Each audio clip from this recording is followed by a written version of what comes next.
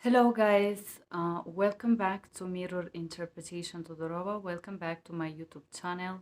My name is Ioana and I am an interpreter, and this is gonna be a video that I would share a story, um, a real story about a company that I provide services for. Um,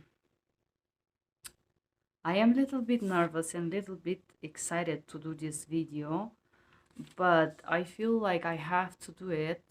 I feel like I have to share this uh, for different reasons. Um, One of the reasons is that this company threatened me very severely, threatened my safety in a different ways.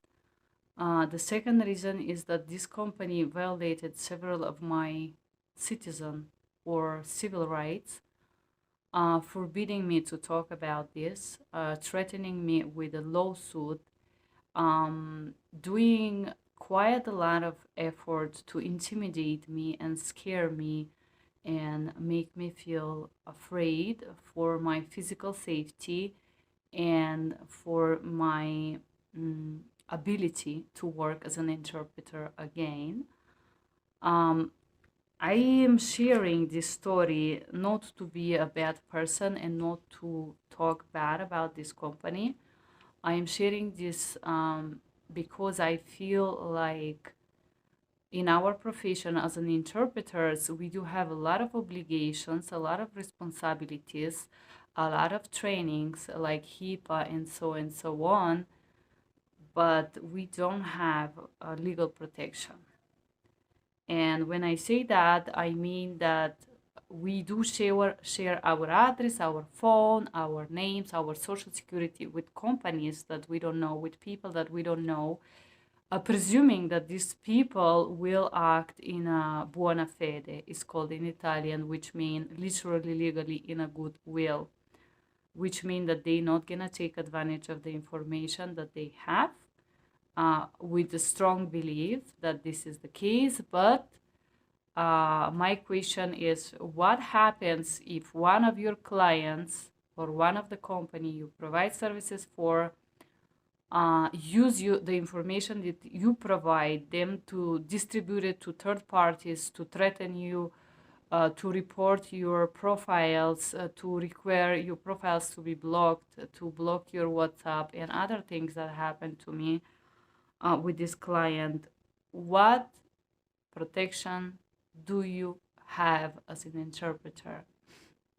What protection do you have that this company isn't gonna share this information or misuse your information or in any way harm you? Basically, is there any law that protects us? This is my question. And if you're gonna watch this video, in order to avoid to be accused of being a liar and I don't know, slander, scam, spam, trademark defamation, and so on. I'm not gonna mention the name of this company, but I am pretty sure that their unique style is gonna be something that you would recognize. So I don't have to mention their name. I'm pretty sure if you have something to do with these people, you would understand that I don't need to say their names or their company name. So I'm gonna start with the fact that in 24th of October 2020, I did sign a contract with this company. The contract is right here. I have it in front of me. I'm not gonna show you the name, but this is the contract. This company has been trying to contract me since 2018, I believe. One of their rep contacted me. It was a lady. She contacted me on LinkedIn and requested me to contract me for Italian. We had a small chat. She was very generous. She said that she even can pay me $80 an hour. She just wanted me to sign with her. And I told her that I am not interested in working as an in-person interpreter here in Denver because I want to have my own client and I don't want to have any conflict of interest providing services for another people. I did refuse to sign back then. I was living in Lakewood. But I completely removed this. And when 2020 in October after COVID, COVID, I was like, why not? Why not? Let me try. I know I'm not excited to do it. Maybe I would just sign it and I'm not gonna do it. And I'm gonna read. Okay.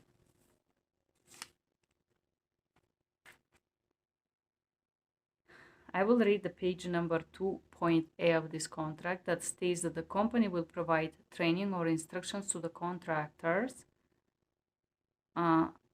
regarding the performance of services hereunder. The company will provide the contractor all applicable information regarding work to be performed, including contact information for the individual requesting services. Then is the known benefits. You're a freelancer. The page number 3 of this contract states this. I'm gonna share just this part of you. You're gonna see it on the screen. The contractor's obligations and responsibility. I'm gonna read this page number 1.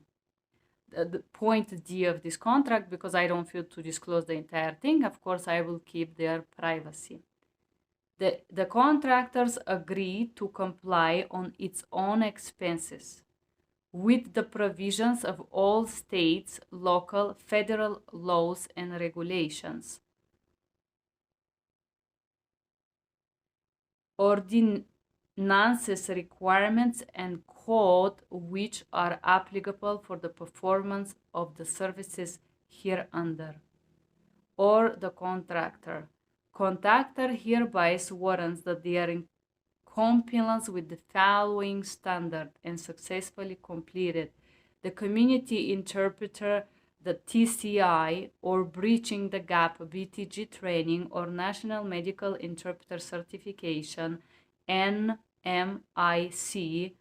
prior to entering this agreement. And contractor will have 90 days to complete one of those trainings. I have a BTG here and I have a CCHI when I signed with this company, and also numerous trainings. Here is the payment. Payment, it's right here. I am gonna share this with you. You're gonna see it in a screenshot right here. So payment, the contractor must provide professional interpreting services with a W-9 form with the Social Security tax identification or employer identification number. In this case, I filed this form with the Social Security, I believe. For the satisfactory performance, the company should pay the contractor the fixed rate of, and I just put the rates, and I put Bulgarian and Italian $70 an hour with 2 hours of a minimum and 50 cents per mile to drive. Macedonian $60 per hour and 50 cents when I drive, and Russian $45, 50 cents, all of them with 2 hours of a minimum. This is my agreement with this company. Once again, I repeat, I was not excited to work with them. That was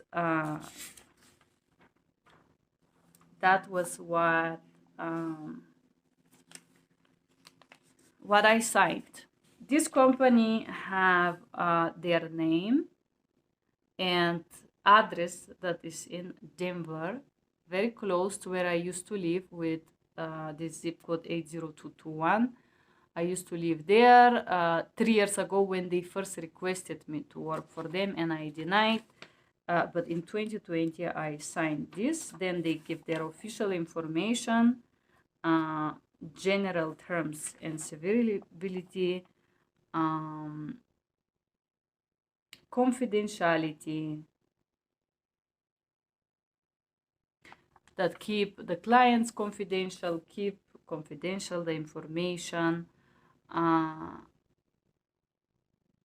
then point 6 is called identity. Let me open this point for you. It's page 6. Okay, this is very interesting. I want you to read this.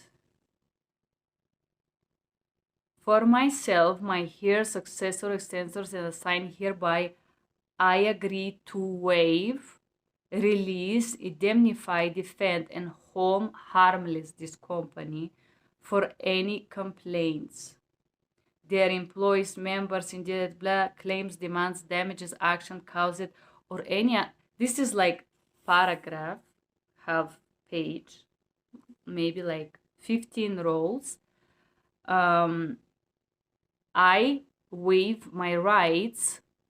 This is a contract for work where, in order to sign, they ask you to waive your rights to complain if they create any damages to your health, to your physical things, physical belongings.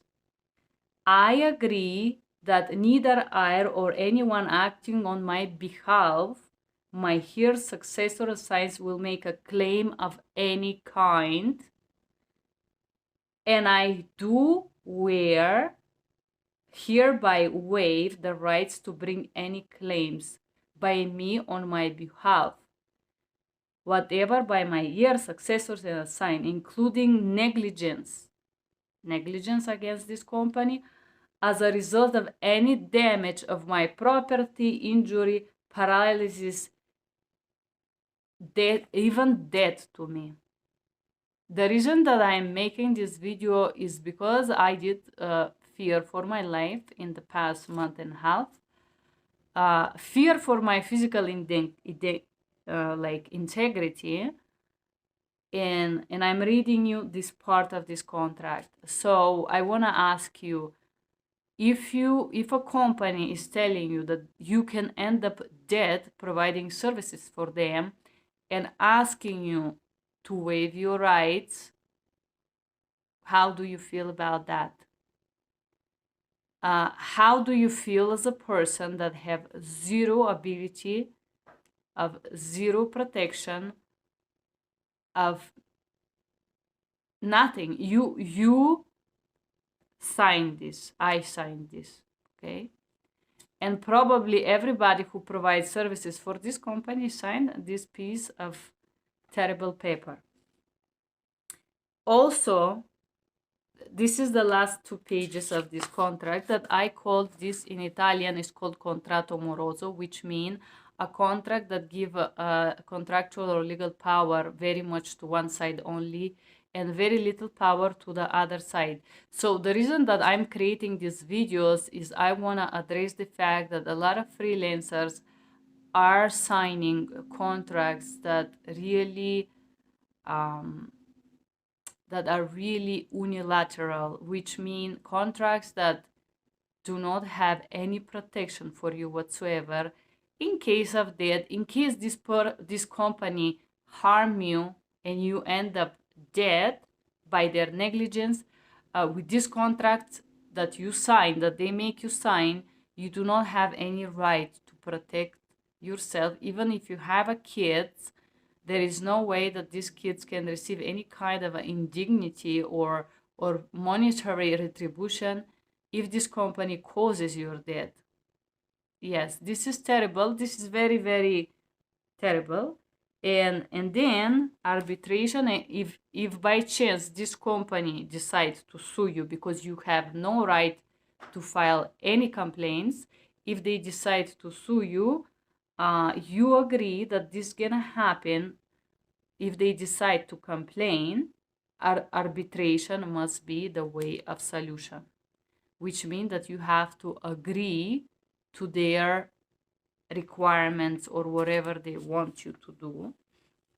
And the last point, K, of this contract is, if either party brings any action to enforce its right under this agreement, the privileged party would recover their expenses, which mean the attorney fees, no?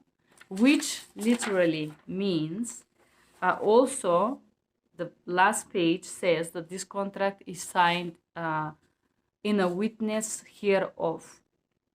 There was no witness of this contract, which legally make this contract invalid, because if you go to notarize this contract to make it legal, this should not be signed in a legal witness of, but the witness should be physically present, and I should be present, and they should be present when this contract was signed, which did not happen, which make legally this piece of paper defective. In the power of the law, it's defective because it says that it was signed in a witness with someone, and there was no witness when I signed this contract. I signed it on my own. By the way, it's only my signature, and still I don't have a copy of the company signing this contract. Although I know that they did sign it, they never sent me a copy of that contract. Said that, and this is why I don't have it, but I have this one that I signed. Said that, the reason that I read these three parts of the contract is because nowhere in this contract I agree nor allow this company to divulge my personal information to third parties. I did not allow this company to divulge my home address to third parties, nor my personal phone, nor my information as an email address and so on. So by divulging this information, I feel that this company violated my right of privacy. As our contract was terminated, my information was divulged to people that I don't know, and these people come to my home. Number two, in this contract, I never agreed to provide any other services than interpreting, when scheduled, if scheduled. In the 1 year of services that I provide for this company, I did not receive any complaint for the way I was interpreting or the way I was doing the job. I have not had any complaint from these clients of these organizations. I never meet these people in person, I repeat, but I just want to make these statements before I share the next part of this story. So this is part number 2 of this video. I call this part controversial because I had problem with this company. About a month and a half afterwards, I was hired without any training. I received my first assignment, and this is what I was able to see on their platform. Particularly this part called Call Client Yes. So obviously have been trained by CCHI, MCNI, and all these best practices, best protocols, and so on that I was trained to follow. This means for me that I have to call the clinic, because I am trained that I'm impartial part, and the clinic or the doctor, it's the client. Unless the Russian speaking member or other language speaking member is the person who paid for the services, but usually is the clinic. So due to this part of the platform of this organization, I called this clinic at the time that the appointment was scheduled, and I discovered that the clinic needed interpretation in person.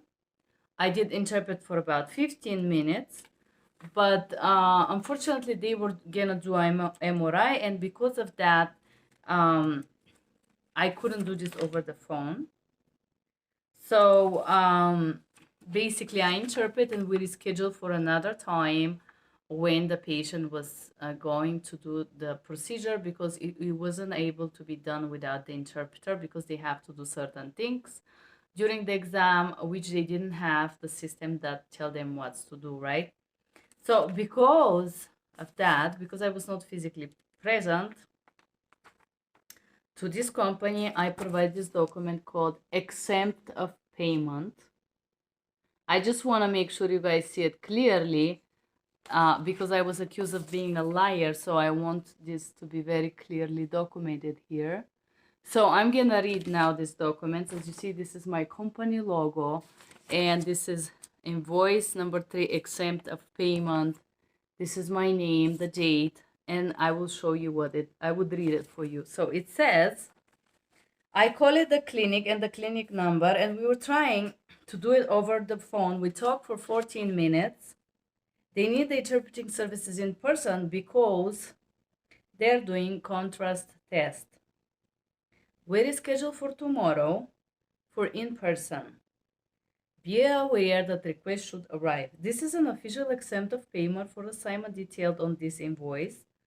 The interpreter, Joanna, did not represent our company or your company to the meet interpretation best practices, best standards. We're apologizing that there was a call instead of an interpreter being present to interpret for the client. Due to this misunderstanding, we are not willing to receive a payment for this assignment as a form of apology and hope to keep doing business with you. Thank you for your professional manner and conduct. The amount 00, my name, Ioana Todorova, and the date and the time. Once again, the reason that I sent an exempt of payment, it was because I believe that I was in fault, because I personally didn't clarify that, although I didn't have a training for them based on my national standard trainings. That was why. So this is a second piece of information I would like you to see over here. Let me cover my personal information so I don't have to edit this video. This is a copy of email that I sent to this organization about a year after I was providing services. The date is October 27 at 12:32 p.m. Good afternoon, this is Joanna. Dear Miss X, this morning at the clinic at 6 a.m., the patient didn't show up. The girl on the reception informed me that your interpreters from the company usually have obligations to call the Russian-speaking customer and confirm the appointments with them. The receptionist informed me that other interpreters do call the patient directly on the phone provided on the appointment form. I personally have never called any patients of yours to confirm that they were aware of their appointments. Also, my CCHI and BTG training are clear about my role to only interpret. I'm legally not in charge of confirmation of any appointment. It's conflict of and a role boundary, conflict of interest. It is in conflict with my role boundaries as an interpreter. Say that a receptionist called the limited speaking person and left a message. I was in the clinic for 6 to 6:45. I'm apologizing if you expected me to call each person before their appointment and remind and confirm. I don't know if this is included in my duty as an interpreter providing services for your company, and I don't remember that I stipulated in the contract. I am confused. Can you please tell me if you want me to call the non-English speaking members before the appointment?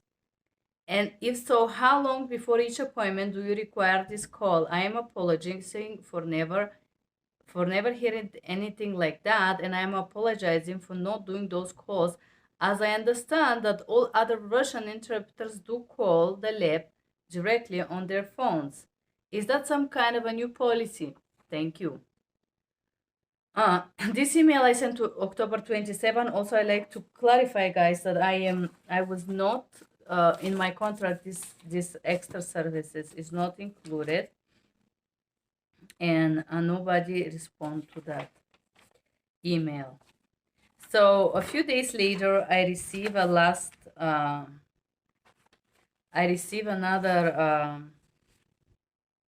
request for the same clinic, and obviously I was disturbed. I was seriously disturbed by this request, because now it seems like everybody do provide these extra services to call the patient except me. I don't have this in the contract, so if they include it, not a problem, but I didn't have it. So uh, when I received this few days, this was the 19th when this first experience happened, for the reception of the clinic require me to do this extra reception services for them. Uh, I was a little bit confused, but I thought it was just the receptionist. Also, the company did not respond to me. And so when I received the next appointment, I sent this text message. I'm going to show it to you. It says, "You ignore my last email. Can you please address my question? Do you want me to call the labs?" Reply, "For tomorrow. We have not received your email, but we would, if you like, to confirm with the patient. This is fine with us." Some lady called Rita. In response to this, I sent to this madam, I just want to cover their number. I sent a screenshot of the email, and I was confused how it's possible they haven't received it. It's the official company email. I asked, "Is that email not related to your company anymore? Did Gloria quit?" My email said sent. It didn't come back. I sent an email on October, and I give the date, and the October 20th. I just want to show you the screenshot. And I put the email where I did send this email to Miss Gloria. To respond to that, I said, "Can you please respond if this is one of your expectations?" Here, I just want you to read. This is a text message that I sent to this organization. "Can you please respond about the expectation? No, I don't feel comfortable calling from my phone because this is against my CCHI training. Can you please also send me the correct email so I can resend the question? Thank you." So they said, so 10 days no response. And then they said, "Oh, I'm just going to cover the part that provides personal information." This is a screenshot of the phone message that they sent me. "Gloria is on vacation. We do not have access to her email. For immediate assistance, please send email at info, the company name. And everyone has access to this email. There is no need to call the lab. We will call from the office." This is just, I just want you to see that, guys. This is just if you want to confirm with them, Gladys. Very interesting statement. I don't know if you guys ever been pressured to do something that is out of your contract. If you want to do it, of course. My response here. "Thank you. I sent the email. This is against the rule to call them. I had experience with a client, a bad experience.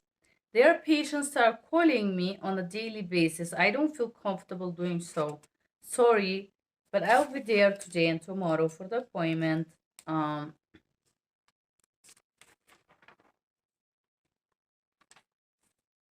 Thank you. No worries." Clarice says, "No worries, thank you." And that was our telephonic conversation or telephonic chat at noon, right before my last appointment. I already knew I didn't want to work for them at this point, but I let it drop. So at about 2:30, somebody from this organization sent me an email here. I want you to see it out. So the email says, "Thank you for your email. Can you provide appointment ID number? We don't show you for any appointment today. Send the appointment detail and the address, please. Best regards." And some person called Martinez. I never talked to this person. I don't know who is that. And then the same date at 9:31 p.m. Here, I want you to see it. I again want you to see it because I don't want to be accused of being a liar. October 27, I want you to see the time and the date. I'm just gonna read that for you. Thank you for your email, Joanna. I apologize in the delay of replying to your email. You stated the assignment was today, but it was not today, it was last week.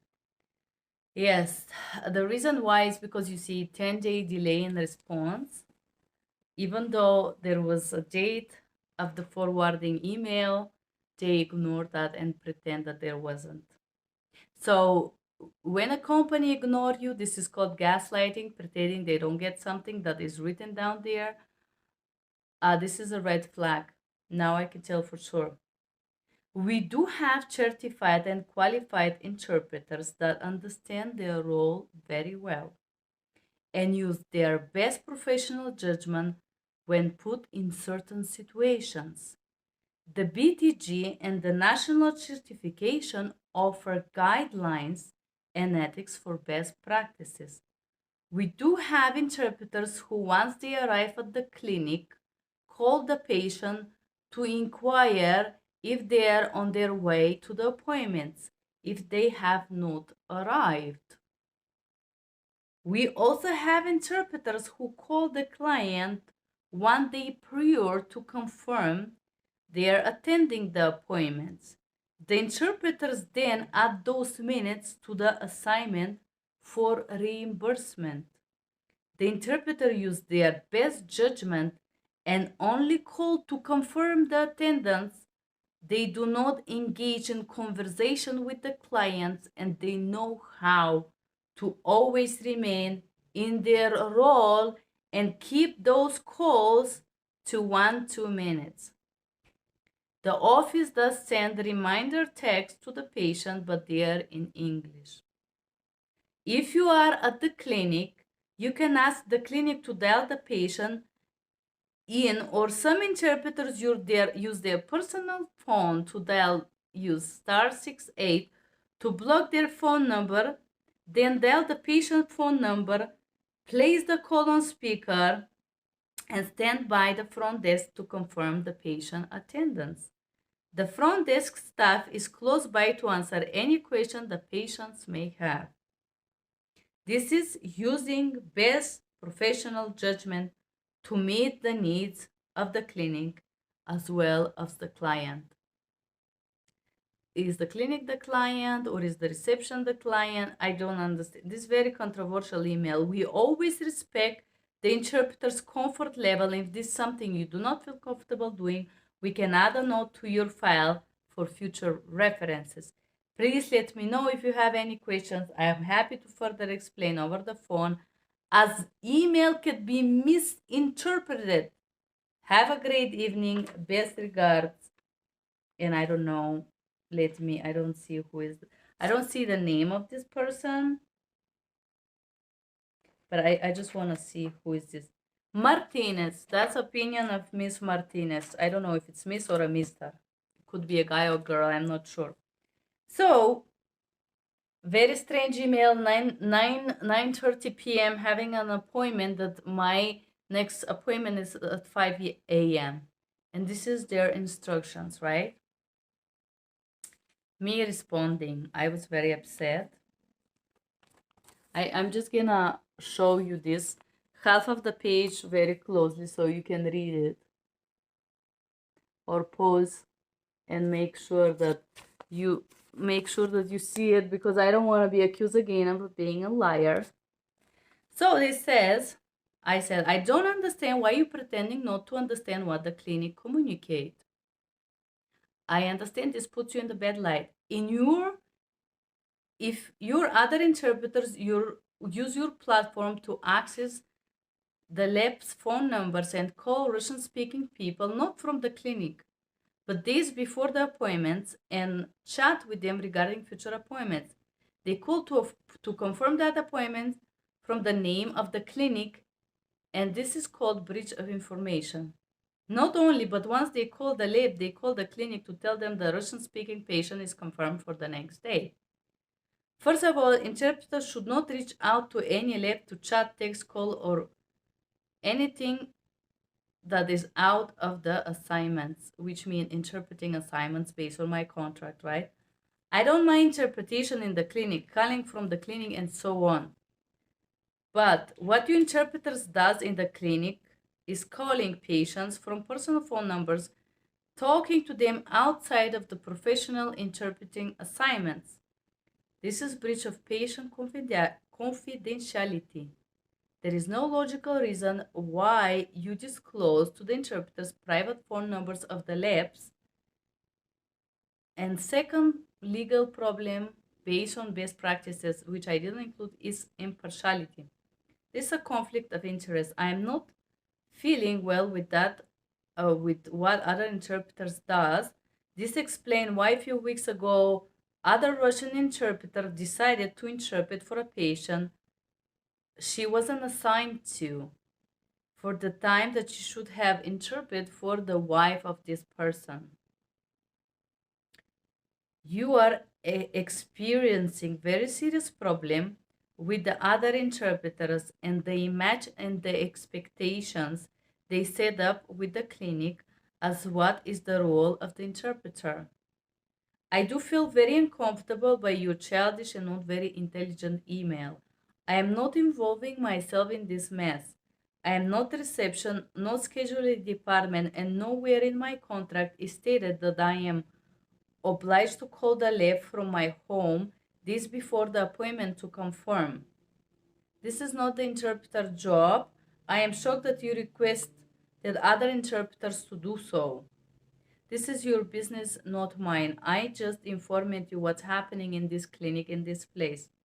It's not my job to train you interpreters. That and what is the interpreter role boundaries. But you must take that I shared this and use it to protect yourself. I am being kind. Don't act like I am stupid because I am not. This is very not intelligent of you. Said that do whatever you want with the information. Just have in mind that my role as an interpreter is to interpret once at an appointment over the phone or video or in person, it doesn't matter. But isn't my job to call patient, confirm appointments with them on my cell phone? It's not my role. It's out of it. I am not doing anything like that because this put my privacy in danger. Say that, take care. PP, I'm not calling anyone from my phone this before appointment to confirm. You shouldn't share the lab information with interpreter who call to people out the interpreting sessions, outside of the interpreting sessions to chat. This is wrong, period. You're free to pretend stupid. I am afraid that this is going to create huge problem to your company because at this point some clinics believe that it's your interpreter job to contact labs from home days in advance to confirm appointments with them. It's obviously this is not my business. You do whatever you want to do with this information. Please do save me from trivial emails like that because what I did last time was trying to save your broken reputation. Make sure you train your interpreters so the reception are not badly informed about what should an interpreter do as a job. And to this email, I receive a very offended response. Here is it. I just want you to see it. I'm gonna read it, and I will read what I respond in consequences of that. This is a courtesy email that to inform you there are healthy ways to bring issues to my attention. I don't know what was unhealthy about my very clear and very firm communication, but everybody switch things through their prism. If somebody is mentally unhealthy, they take everything in a bad light, But insulting, belittling, and name calling are not among them. I am happy to communicate when there is mutual respect. Name calling is abusive, derogatory language, insult, and accusations are form of bullying. Pro- the company will not tolerate this type of behavior. We attempt to civil working relationship with our staff, contracts, customers, and clients. So I read my email this detail to you, and I also show it to you because uh, I haven't used any word except I am not stupid, not intelligent of you. I don't know if you guys think this is bullying. Um, that I think that this is wrong. No, not very intelligent email, in my opinion. This is just expressing my opinion. I don't say nobody, no name, no bullying. I didn't belittle anyone, in my opinion. The only maybe thing that they think that is bullying, belittling, and name calling is you're free to pretend stupid. I believe this is what make these people feel. Let me read one again. Derogatory language, insult, accusation is a form of bullying. The reason that I go so detailed on this email is because this company accused me of being not professional and harassing them, and they file a lawsuit against me for that. So my response: I'm sorry, sir or madam. I don't understand what do you mean. Where is those name calling? I haven't used one offensive word. I haven't said anything offensive. What made you feel belittled or offended? Was it my email or you just feel like on a daily basis? I'm sorry you have all those bully feelings when you actually force the interpreters to break the law. I want to correct that and clarify. In the email, I didn't clarify, but when I said break the law, I meant unauthorized access and unauthorized use to protected healthcare personal information. That's what I meant. But it's not clear in the email, just to avoid to have confusions. I'm just saying that. I hope you get the necessary help with all those feelings you mentioned above. I'm serious about that. I'm not understanding why do you try to put it on me. Is this because you made the interpreters break the law? So instead of correcting this, you're trying to be offended by me. I think that I should report you where you can receive the financial taxation for making interpreters breaking HIPAA. Again, once again, I didn't clearly express myself. I'm going to use parenthesis here. What I meant is if you have the contract that authorizes you to access this information from home and use it to make those calls, if it's written, it's okay. This is what I meant here. I did not have the contract. Maybe other persons who provide services for this organization does have it. I personally don't. So this is why I said that will occur violation of HIPAA. I already talked, end of parenthesis. I already talked with someone yesterday. Do you know how much is the fine between $50 and $150,000? This is a huge amount of money. My sincere apologize for you and your feelings being hurt or bullied or upset in any way. I think I should have just reported you to the right controller body. Honestly, last week I was thinking that there are specialists that I was working with. You and your very strange emails prove me wrong. You already know that making interpreters call patients not to interpret but as a courtesy is not legally excused by by the contract that I stipulated, right?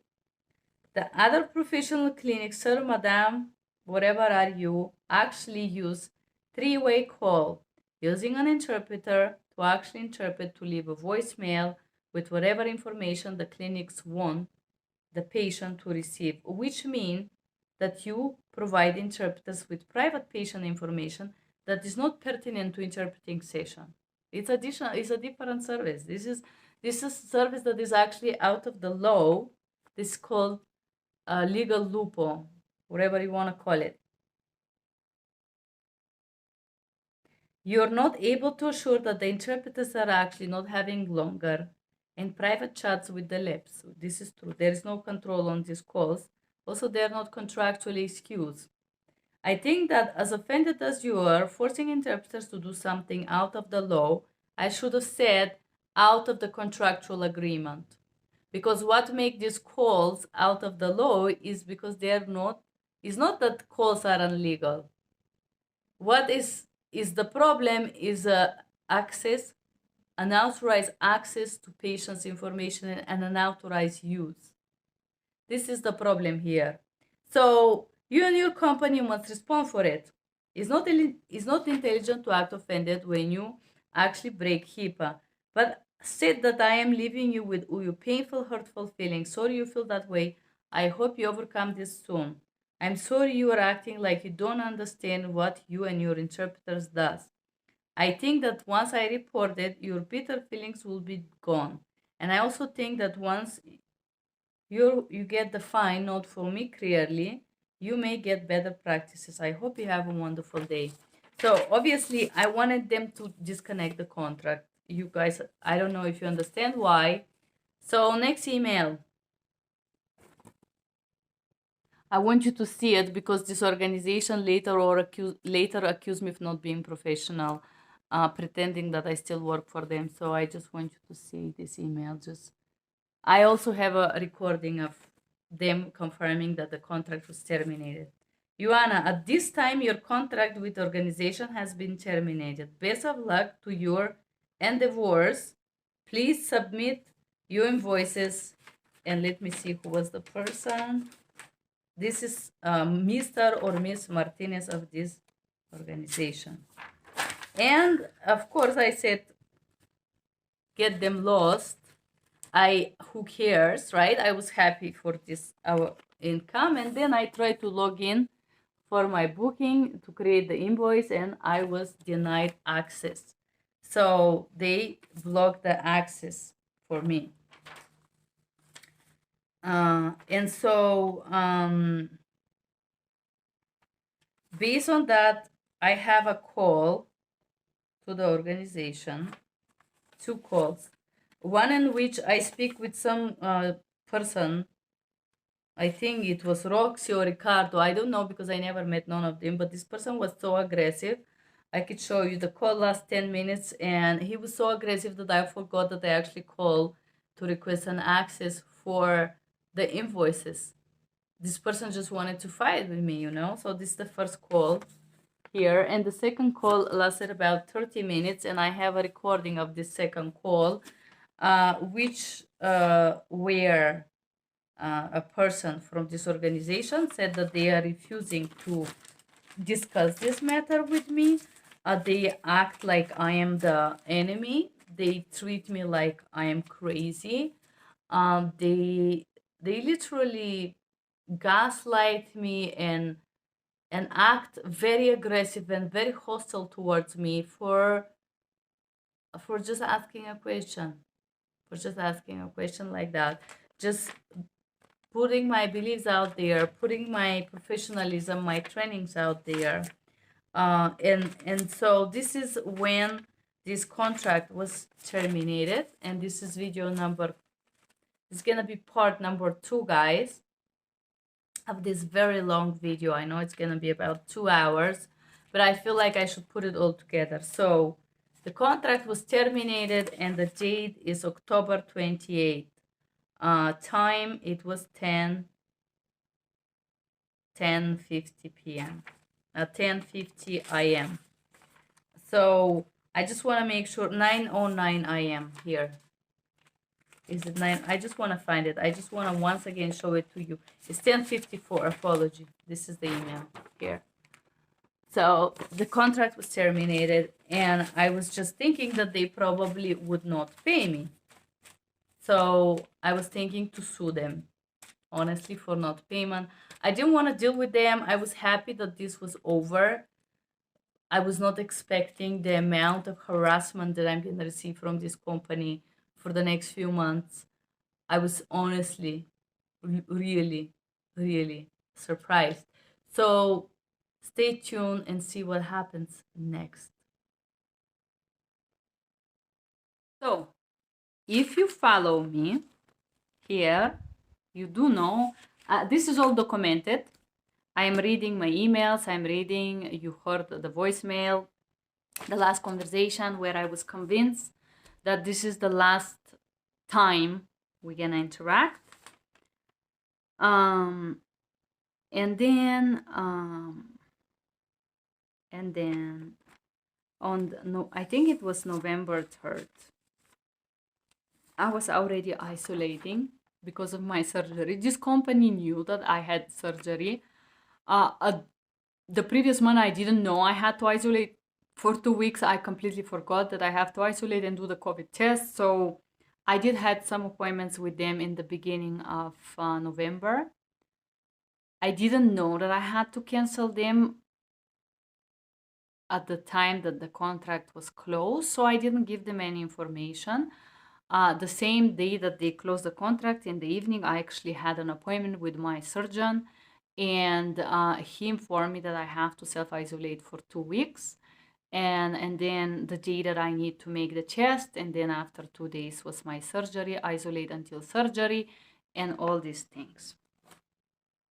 So on November 3rd, I did publish a video talking about my experience with this company and what I was thinking about that.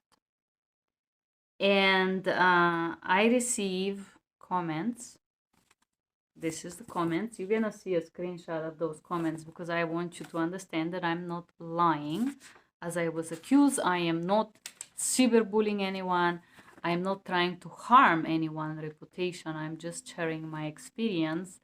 And as this organization been trying to silence me and forbidding me to talk about this, I feel like I must talk about this. Because if I am dead tomorrow, I would like one of these organizations to see my video and create a law that protect interpreters. Okay. So November, okay, let me see. I have a script. I just want to check it. So on November 19, I receive a complaint on my professional Facebook page called Mirror Interpretation Todorova. The complaint say that I was public inappropriate content. Well, the last thing that I published was the video about this company. I will keep this short. I suspect that this is this company also because once the professional page was shut down, somebody that had my email, my name, my phone, my address, accessed my Facebook. And while I was kicked out of my Facebook, somebody published child pornography on it. My friends from Europe sent me screenshots of what was published. It was during the day, and the IP address of this activity was here in Denver, in location called Thornton. I was thinking, I don't know anyone in Thornton. Maybe it was some mistake. But it was not, unfortunately.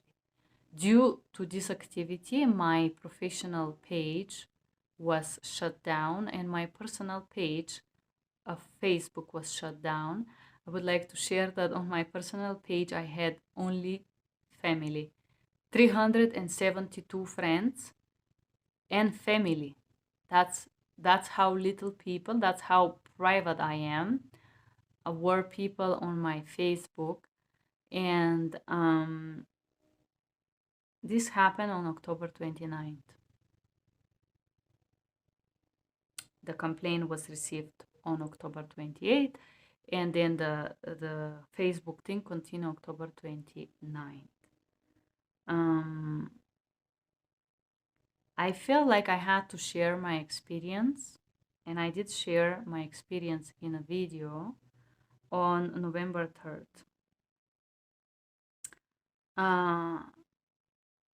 Where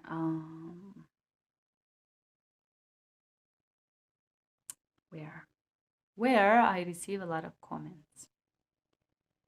And there is this person that comment. I'm gonna show you their username, and the reason why I'm showing you this username is very interesting. You're gonna understand. Now let me find it, because there were quite a lot of comments. Okay, this is the comment. This person, Roxy Raj. So the person with this name, Roxy Raj 83, I recognize this name, and I will tell you from where. From over here. I paid this organization workshop, said note taking September 10th. This was the name of the workshop, but actually this company was training you or talking in this workshop how to pass the CCHI test, the MBCI test, and so on. The training cost $10, and it was done Friday, September 10th at 5 p.m. to 7 p.m. during Zoom. And this training was guided by somebody with this name. When the training come, you know, I'm a person who have a lot of, I have a very strong visual memory. So this Roxy Raj 83, then at Gmail something, that was the name on this training. It was a male that make this training. The training was good. I don't want to lie to you. I find it useful, although a lot of the interpreters didn't understand.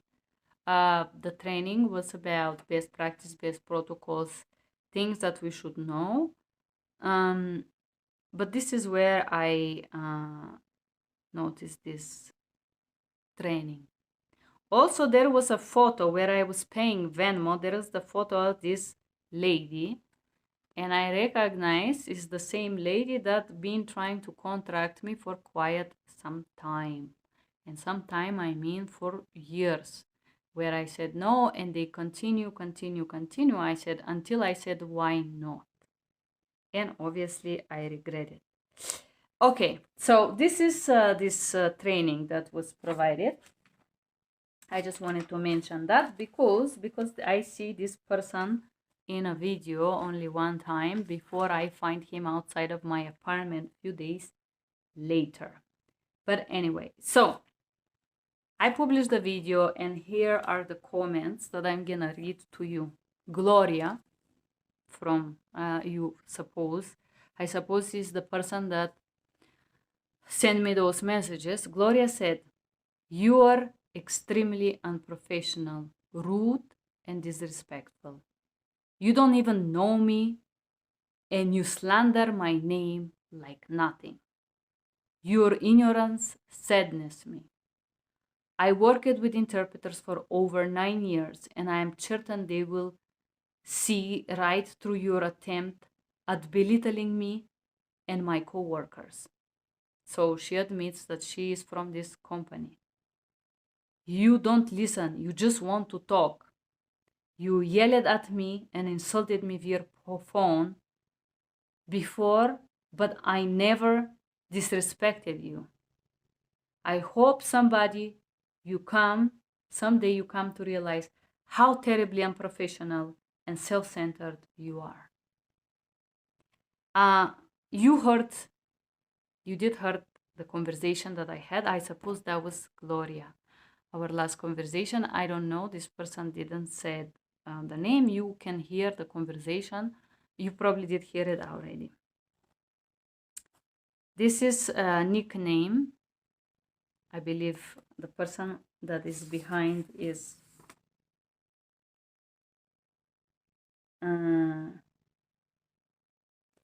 it doesn't matter, but it's the same company. Let's read what this is. Gloria's comment here.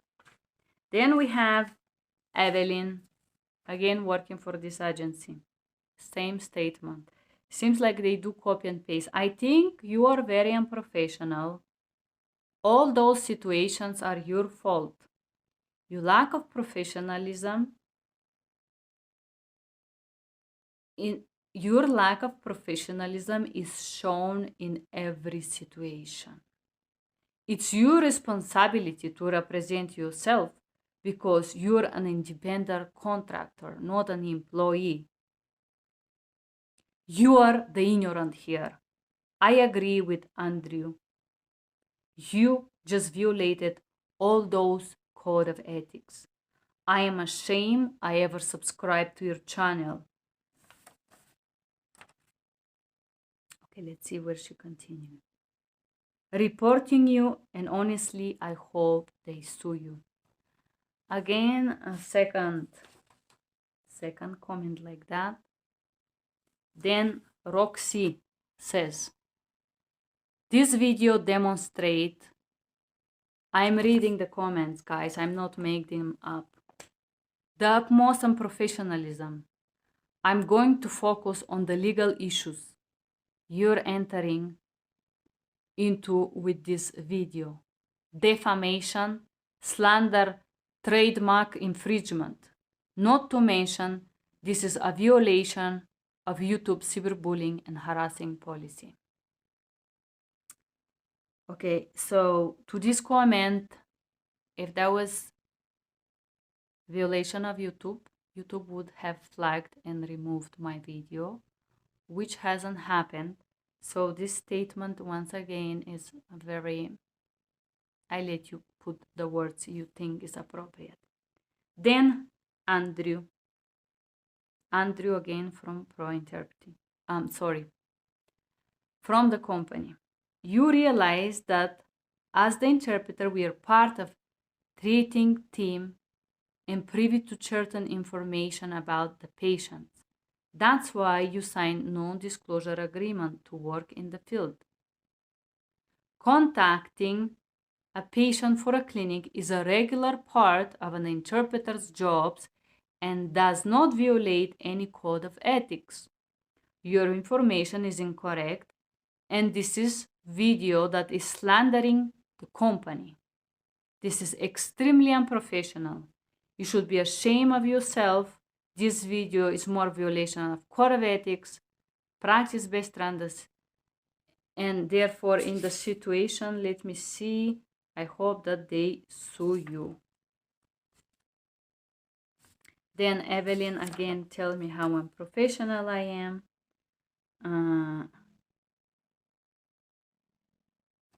Let me see. Then we have, there were about 16 comments like that. So we have Evelyn, and then we have Claro. I think I have seen the ignorance you have as a person. With your video, you demonstrate as a person you're not intelligent. Your language is uncalled and offensive to others. You belittle someone when you have not met them in person. You're feeding off of your own insecurities. Did it make you feel better to vent for an hour? Did it fix the problems, the issues that you have as a person? If an interpreter calls a client, has a conversation with them outside of the working hours, that's more of the interpreter's issues, not the company. And let me see what more. Emilia. Then there was a very beautiful comment from Miss Araceli, which she removed for some reason. But in this comment, Araceli was saying that there was nothing wrong with calling patients, that she has done this, and this is very okay. She affirmed that she do this for this company, and she doesn't see any problem. Her name was Araceli Scholz. She removed the comment, but somebody responded to this comment. And I'm gonna read the response. Araceli, As I mentioned in another statement posted in the same conversation, in case you didn't see it, I don't know her personally, nor do I know other side of the story. But if it is true, and I stress the fact that I am not listening only one side, then, as you well know, that is violation of a code of ethics, specifically role boundaries and partiality. Never mind the other part about HIPAA. I'm just commenting on what has happened, what has been happening present to me. I have followed her for a while, and she has never come across as a liar, distrustful person. In fact, she knows her stuff very well, and I think it is because she has sought out as many certifications as she can to be better in her job. This is Emilia saying that for me. Thank you, Emilia. I don't think that all those certifications make her a liar or unreliable interpreter. To be able to have all those certifications, you need to study and to have a very well understanding of code of ethics, your professional responsibility, terminology, healthcare system, etc., etc. Therefore, I think that it's fair to say what I said in my previous comment. In fact, her statement is true, and this is huge violation, and they are in hot waters. And to stretch things out a little more, she said that she has many email exchanges where she is being told that she is okay to do this, and that interpreters are just being nice to the clinics by calling them and talking clients to the clinic and talking to them. I think that the person that sent that email should have never sent it, because it shows that she has a proof of their conversations. I have no reason to disbelieve her statement, as no reason to believe or disbelieve your statement.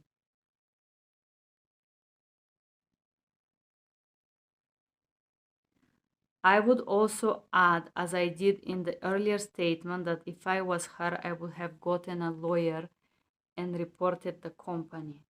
Those are very serious allegations, and I don't think any interpreter would risk their license and reputation to such a lie.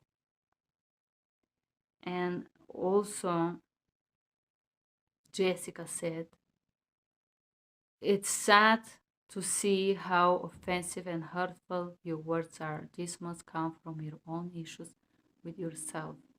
You should feel ashamed of yourself. This is something deeper, and I hope you get the help you needed. I'm sorry. So to be honest with you, in my 37 years, I have never been misunderstood or accused of bullying someone or offending or willing to damage someone, because I'm not this type of person. And so receiving that accusations and that comments on this video really affected me. I was feeling very bad. I was thinking, if I'm really a terrible interpreter, what is the wrong thing that I have done here? I called somebody and I talked to them, our moderator, and I said, do you think that I should have agreed to provide those additional services? Do you think I'm wrong? Do you think that I'm that bad? You know, because having 16 or 10 people that telling you that you're a unprofessional and terrible person, this is I would call this cyberbullying, because I didn't go to this company page. I didn't even write a review on their page, not only Indeed, anywhere else. I just share my experience on my own platform, and I received this grilling. I was very hurt. I was very broke. I did cry, and I did think, oh my goodness, I'm such a terrible person. I'm such a terrible interpreter. um, how is possible that I can be misunderstood up to that level, you know? I was really broke because I do love what I do, and because I didn't mean any harm, to be honest with you. So having all these angry people, it really like hurt me. It really hurt me. So on the 1st, of course, I start self-isolating, 1st of November, uh, which is very difficult. I don't know if you guys have self-isolated for 2 weeks, but this is one of the most challenging experiences I had in my life, to stay alone for 2 weeks. It's very, very difficult. Mm. So I paid in advance my rent once I find out that I have to isolate, and I was self-isolating.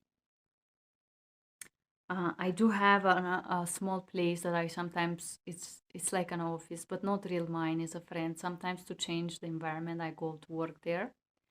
So on the 5th, I was at home, 5th of October, and I was isolating for surgery, as I said. Uh, Something that I didn't know I had to do. And at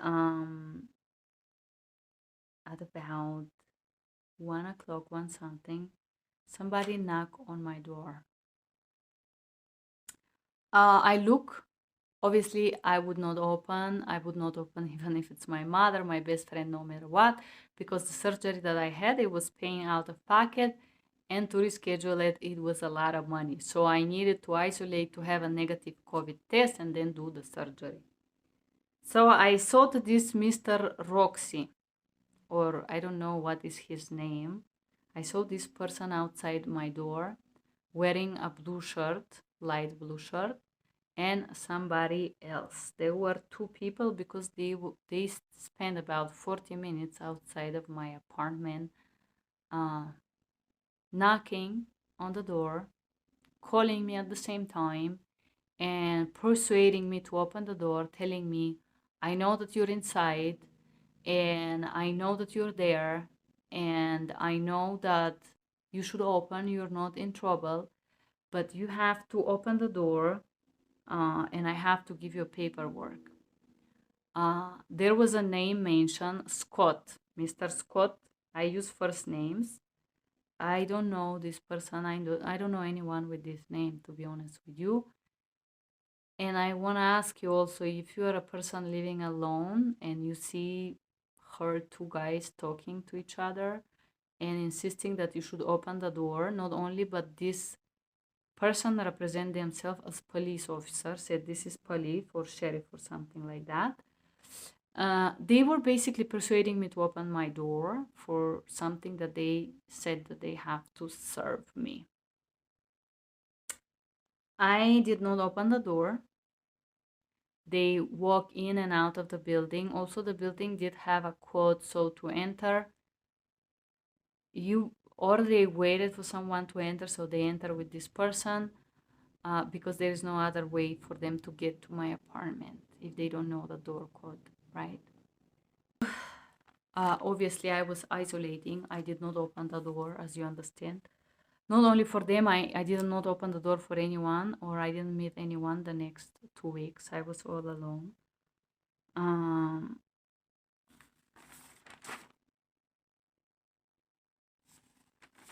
But this was very disturbing, very disturbing. Very unpleasant. I don't wish to anyone. Obviously, these people were sent by this agency. Mr. Scott was sent by them because on November 11th, I received an email from Mr. Scott. This is the email. I'm gonna read it for you. Mr. Scott,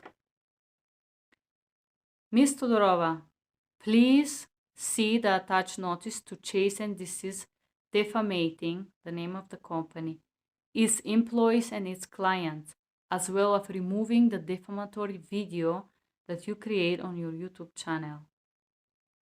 I look forward for your prompt compliance. Please let me know if you have any questions. I did receive this, and there was the email of this gentleman, the date November 11 at 3 p.m. and attached paper. I honestly disregarded. I didn't pay any attention.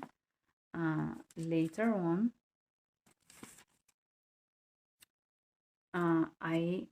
it was Saturday.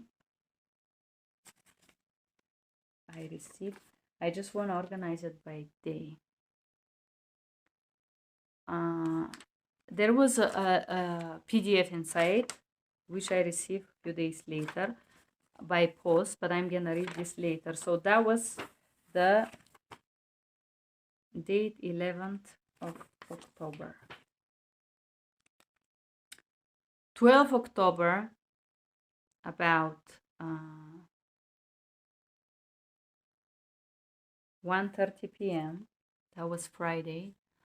I receive again somebody knocking on my door. It says it was a sheriff. Once again, I was isolating. I did not open the door. And this time, I find this card on my door. That was this sheriff that wanted to serve me some paperwork. I did call this gentleman, and I do have a recording of our conversation. This sheriff told me that this company has filed a restraining order against me.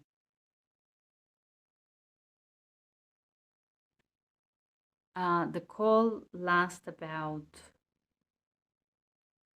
4 or 5 minutes, 6 minutes.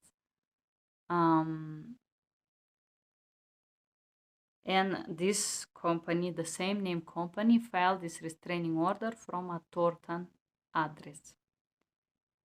I did check my contract, and I said, you know what, this is maybe some kind of a mistake, you know.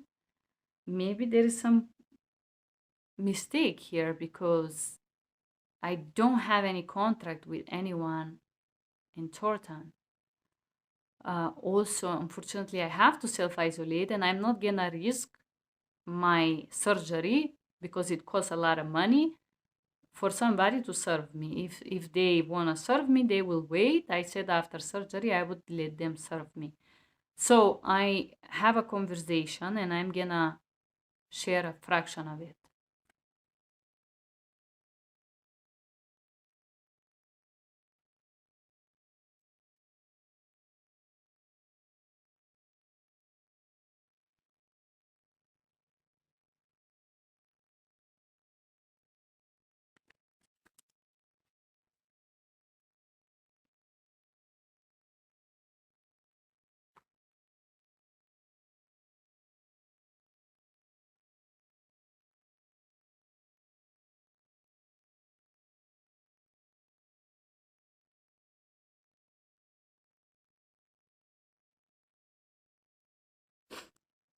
So when I called the sheriff, of course, I was in another place. I come home, I find this ticket. I know they were knocking. I know that they were disturbing me, disturbing the neighbors. I didn't want to have problem where I live.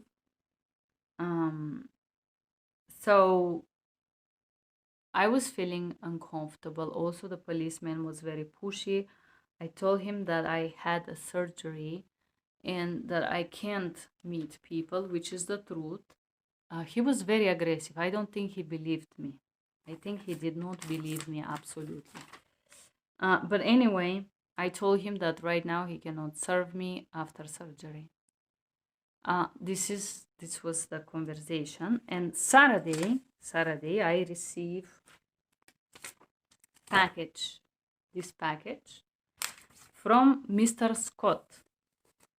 Mr. Scott, the package arrived from Boulder, but inside of this package, the address is from Louisville, another place. So this is the letter. I'm gonna read it for you. So this company had my previous addresses. 1, 2, 3. This Mr. Scott have my previous addresses. I don't know how they get those addresses. Neither I authorize this company to divulge my addresses, previous, old, or future, to anyone. I have not allowed this. I only fill a document for my background check, and this information should have not been used or disclosed to anyone except for the background check. So I don't understand why this company felt authorized to disclose my addresses to this person. There is no reason for you to disclose that. Also, they disclose my personal email, my business email. And this is what I hear. I will read the entire letter for you, and you're gonna see it over here. Demand to remove all the defamatory statements from internet and to cease making any further defamatory statement concerning the company name, and its employees or clients. Ms. Todorova, this law firm represents this company, X. If you are represented by legal counsel, please direct this letter to your attorney immediately and have your attorney notify us of such a representation. It has come to our attention that you are responsible for making defamatory statements about this company. Accordingly, I am writing to demand that you cease and desist from making any further defamatory statements about the company name, character, and reputation. You must also cease and desist from making any further defamatory statements about this company, its employees, contractors, or client. Under Colorado law, it is unlawful to defamation another character and reputation. Defamation is statement that tends to harm the reputation of another so as to lower the person's esteem, the estimation of the company, or to deter third person from associating or dealing with them. I have not defer anyone. Everybody is free to do what they like. I just share my experience once again. The statement is communicated to another person. The speaker knew or should know that was false. I have not said any lies here, once again.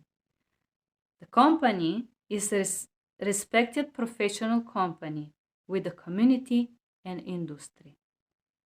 It has spent years serving as medical providers, blah, blah, blah, position, reputation, medical interpreting industry. Recently, learned that you are engaging in spreading false, destructive, and defamatory rumors about it. Especially you have posted a public video on YouTube channel falsely accusing the company of breaking the law and violating parties' privacy rights. I'm gonna read this so you can make your own conclusions. Your YouTube video falsely claim that this company pushes the interpreters to break the law. You make this assertion through your video. You make this solid assertion at minute 31, 43, 47, and at mark 59. Those statements are false per se, defamatory. They imply has violated the law and acted in manner incompatible with this company. Blah, blah, blah, blah, blah. and the statements of the law. I am gonna share this letter, just I'm gonna mark like the company name. It is not unlawful for this company to suggest or requires interpreters to contact patients and remind them of upcoming appointments. If those patients were clients of this company, yes, it's okay. But if they are not your direct client and you ask me to call someone, it's not okay, in my opinion. You falsely suggest at minute that this company expects interpreter to do this work for free. It's defamatory per se because it's false. On October 27, in your letter, when you ask professional interpreter, when you ask the company about reminding patients of an appointment, they suggest you out those few minutes to be assigned a reimbursement. Exhibit 1. Your video falsely accused the company of violating Health Insurance Portability and Accountability Act. You falsely accuse the clinic is breaking the law, the clinic is breaking the HIPAA. I know that I was not contracted to provide those services for that clinic, and I know that I was not contracted with this third company to provide those services. So requesting me to do it, it's not in accordance with my contract. This is how I'm going to express myself here right now. You repeat this false assertion at minute 37, at minute this, and this, because the company and its clients are not violating HIPAA. HIPAA requests appropriate safeguards to protect the privacy of personal healthcare information. This company and its client have employed appropriate safeguards to protect patient healthcare information, including requiring its contractors to sign confidentiality agreement. Confidentiality agreement doesn't allow me to access patients' information from home. There is no excuse for that. This is my statement. You know this because you signed this agreement on October of last year. Your defamatory video also gives rise to claim tortious interference with contracts. Under Colorado law, it's unlawful to interfere with the performance of a contract. The element of tortious interference are a valid contract between the plaintiff and the third party. This is false accusation. The contract was terminated on October 28 of 2021. This letter is dated November 11th here. So this is already rendering this accusation, Mr. Scott, legally invalid and defective. Number 2. Knowledge by the defendant of the contract or knowledge of the fact lead the defendant to inquire about the existence of the contract. You, sir, as a lawyer, should make sure that this contract was not terminated. This contract, Mr. Scott, was terminated by your clients. This is the second part that renders your accusation defective and also defamatory. Number 3. Intent by the defendant to induce a breach of contract by third party. This is false again because the contract was terminated. You don't know my intent. You cannot imply my intent, sir. This is not okay with the law. Action by the defendant that induce a breach. I don't understand how me sharing a video is a breach of a contract that was already terminated. Damages caused by the breach.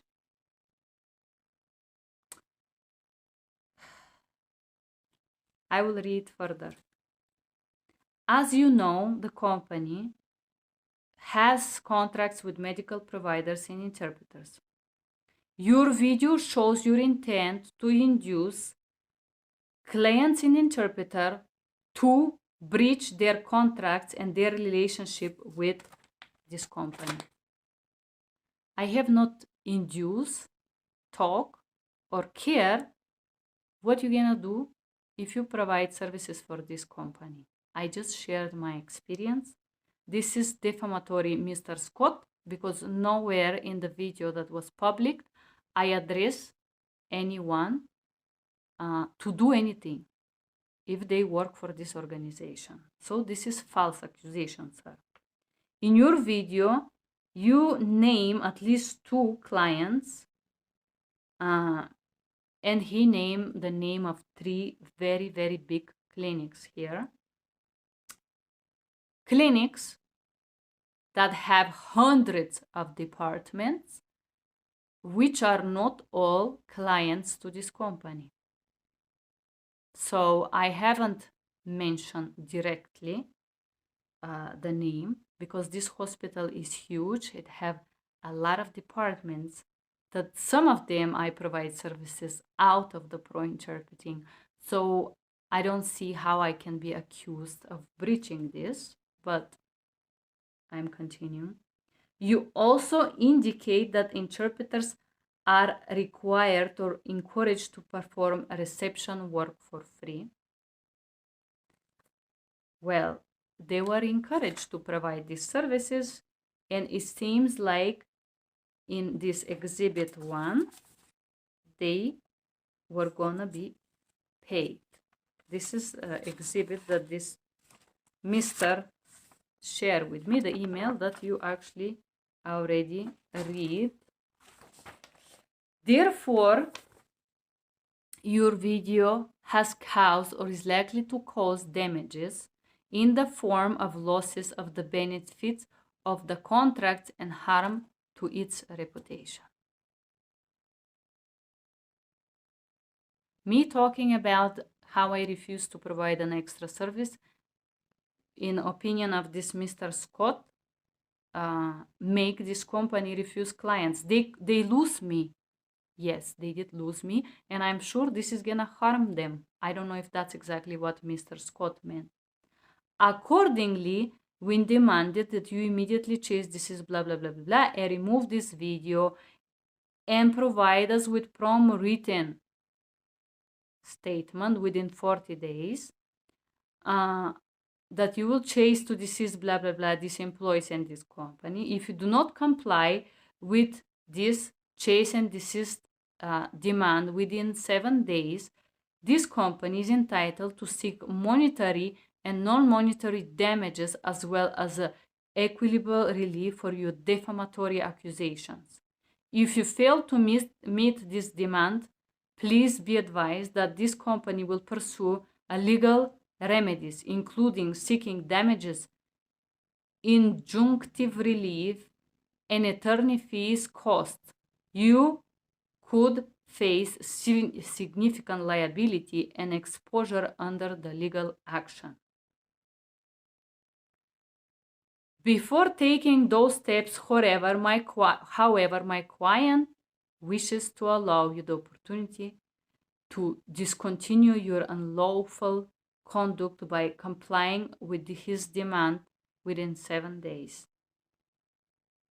If you and your attorney have any questions, contact me. And there is the email that it says that encouraged me to call the patients and tell me that he's gonna pay, the same email that you already heard.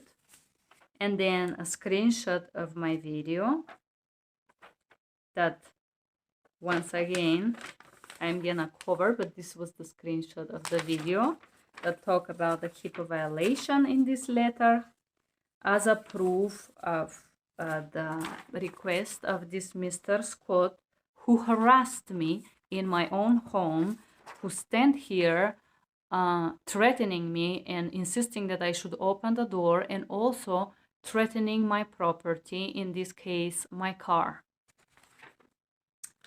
I was very disturbed by this disturbance that I received. Also, I was after surgery. I received right before surgery. So on the fact that I was isolating, I was receiving this pressure from these people. I would say that I did file a report for this violation that I had on my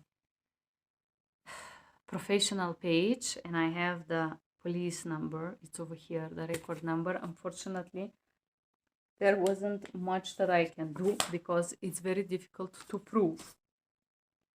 So I had to respond to this Mr. Scott, but the problem was that this company threatened to file a restraining order against me on date 28th of October, and because they have been acting so strangely, I didn't feel responding directly to these accusations. So somebody who represents me respond to this Mr. Scott banner, and I'm gonna read you the statement that I sent through, that was sent through an email and also through a certified mail. And this is the receipt that I actually sent this letter to Mr. Scott. Hello, Mr. Scott. This is the moderator of the channel. An official representative in this matter, Ms. Todorova. This is official request from Ms. Todorova to your client, the name of the company, and their official representative to stop disturbing Ms. Todorova immediately. Please change to notice Ioana Todorova and desist from sending emails, calling me, and contacting me by any method and manner. Stop sending me or disturb me any emails, any comments, or disturb me in any manner. Please stop showing at my apartment building, trespassing, entering, knocking on my door, because those intromissions disturb me and my neighbors. Please stop divulging Ms. Todorova's personal home address to third parties. The contract that Ioana had with your company terminated on October 28th of 2021. Do not divulge her home address or personal information or phone number to anyone. Nor write your personal opinions on Ioana's YouTube channel. Stop falsely accusing Todorova of anything without proof. An accurate written statement is attached below. And hereby it's my statement to Ms. Scott, date November 13. I wanted to send this before my surgery. Of course, this company knew that I had surgery. They knew the exact date. Here what I write. Hello, Mr. Scott. Thank you for your package. Received November 13th by mail. I will first state this in response of your unfounded accusation. Number 1. My personal experience and sharing it does not have any intention of harming anyone, nor do I have any desire to lower a person's self-esteem. My only desire is to share experience with my followers.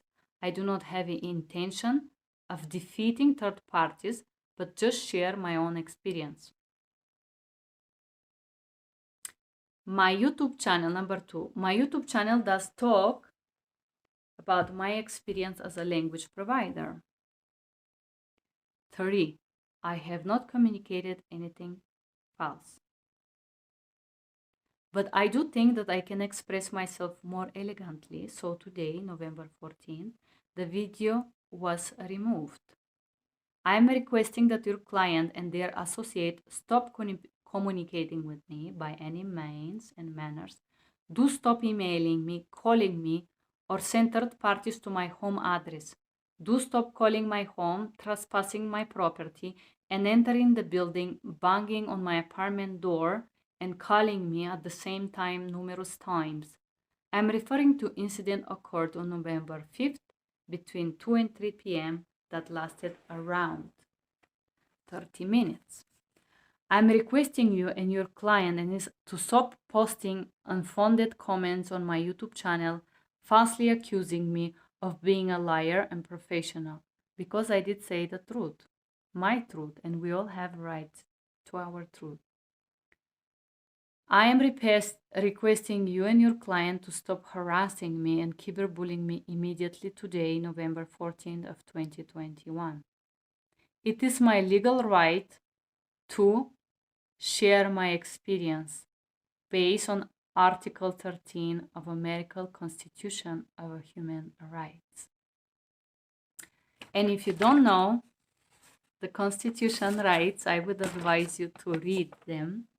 But the freedom of thought and expression, everyone has the right to freedom of thought and expression. This right includes freedom to seek, receive, and import information and ideas of all kinds, regardless of frontiers, either orally or written in print, in form of art, through any other medium of one's choice. Regarding the paper that you send me with your false accusations, I will proceed to address them in following detail. Interpretation services. The contract involving Ms. Todorova with the company was stipulated only for providing interpretation services, verbatim page 4.a of the contract. Addressing the HIPAA violation. In my video, when I addressed that there is a HIPAA violation, I specifically intended the unauthorized access of patient information without having a contract that allows me to do so from my house on my own. HIPAA law and training does not allow me to make those type of calls and remind from my own home on my own. Since I have not mentioned any private information, I use small names that could be anyone. Besides, there are 10 clinics on this street in this city, so the information that I indicated in the video does not disclose any information that has harm or intention to harm anyone. Neither anyone in this video is stated that the clinic is breaking the law. Neither anyone in the video is stated that this company breaks the law. My video addressed a situation where I'm asked to access information without being legally authorized and provide services which are not stipulated in my contract.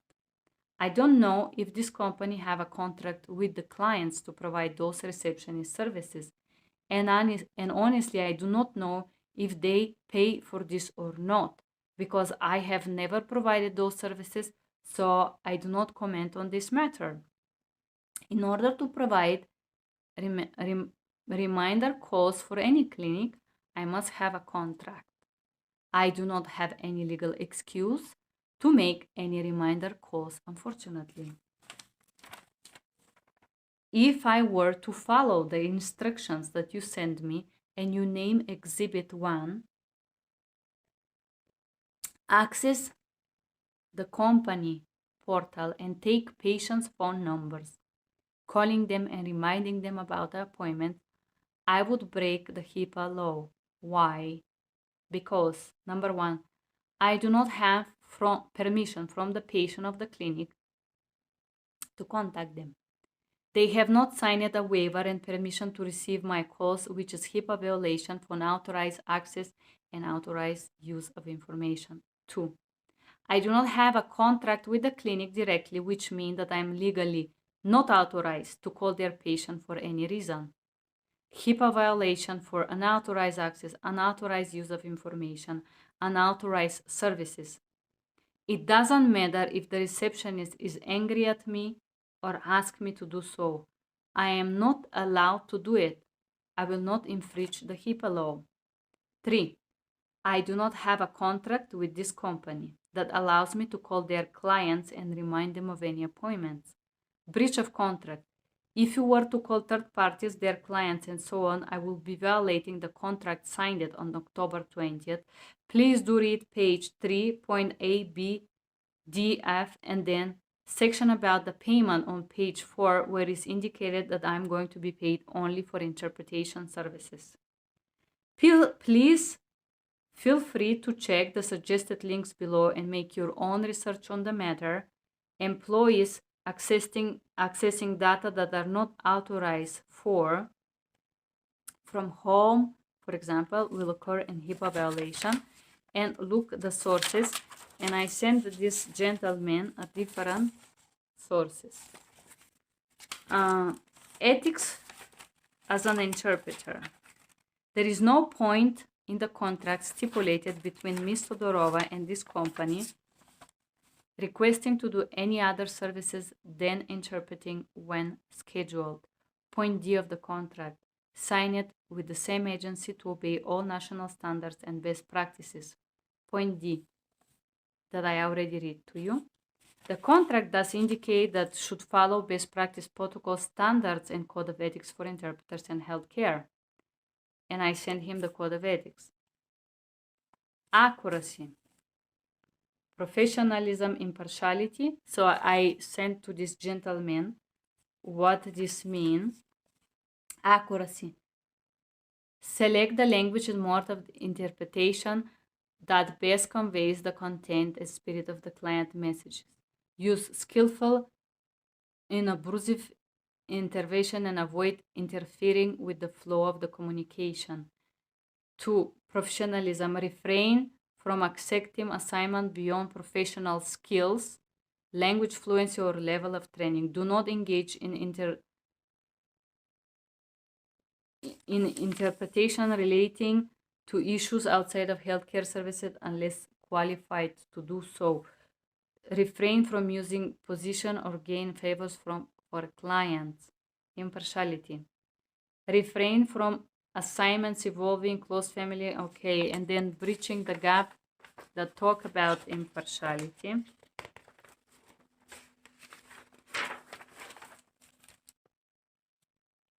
The interpreter tries to render the message accurately, conveying the content, the spirit, and the original message, taking into consideration the cultural context. The main duty of the interpreter is BTG training. Ioana Todorova was contracted to provide freelance schedule. Her main duty is to interpret during the scheduled dates and times. Ioana is not allowed to provide any calls nor reminds to the clinic. And then I put the National Code of Ethics for Interpreters in Healthcare guidelines here. I'm gonna put it on the screen so you can read it. And I give this gentleman some sources.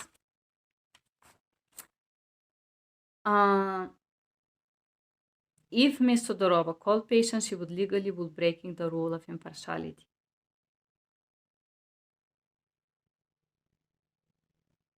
Therefore, I refuse to provide these services.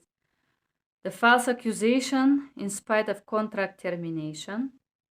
I sent him the termination of the contract, my last invoice, and the fact that this company continues to follow me on my social media and sending this disturbing me. Please chase, and I again request them to stop disturbing me. I'm gonna put this on your screen so you can read it yourself. And then I sent this gentleman a huge copy of Article 13 of American Convention of Human Rights. I did study law. I don't know if you guys know this. Probably I haven't mentioned that. But if you haven't read the Constitution, you should read at least the human rights part. You deserve to know your rights, because if you don't know them, you maybe not use them. And so this part 3, we're gonna talk about CCHI. On just a day before my surgery, I received colored letter, colored. And the reason that I share that is because when you pay $280 to renew your certification, you do receive black and white copy. But they accommodate themselves to send me these color accusations and spend $7 in post to do that. I'm gonna read this here. The date is November 15th. I'm gonna publish that. I just want to make sure that you guys understand that I am not lying, because I was accused of being a liar and not professional. So I'm doing this as transparently as I can. Notice of complaint submitted to CCHI on professional behavior. Dear Ms. Todorova, CCHI has received a complaint alleging unprofessional behavior with a CCHI certified interpreter. Specifically, the complaint refers to a post of your YouTube channel. So the video was not public when this complaint was filed. The video contains a statement with derogatory and abusive language that is inconsistent with the national standards of practices for interpreters and healthcare that state the interpreter shows respect for professionals with whom she works. First of all, I have not worked with any of these people the moment that this video was created. My YouTube channel is not anything that you, CCHI, have paid me for, nor this company had paid me for, nor any of you that watch this video can censor me on. Interpreters show respect. Okay.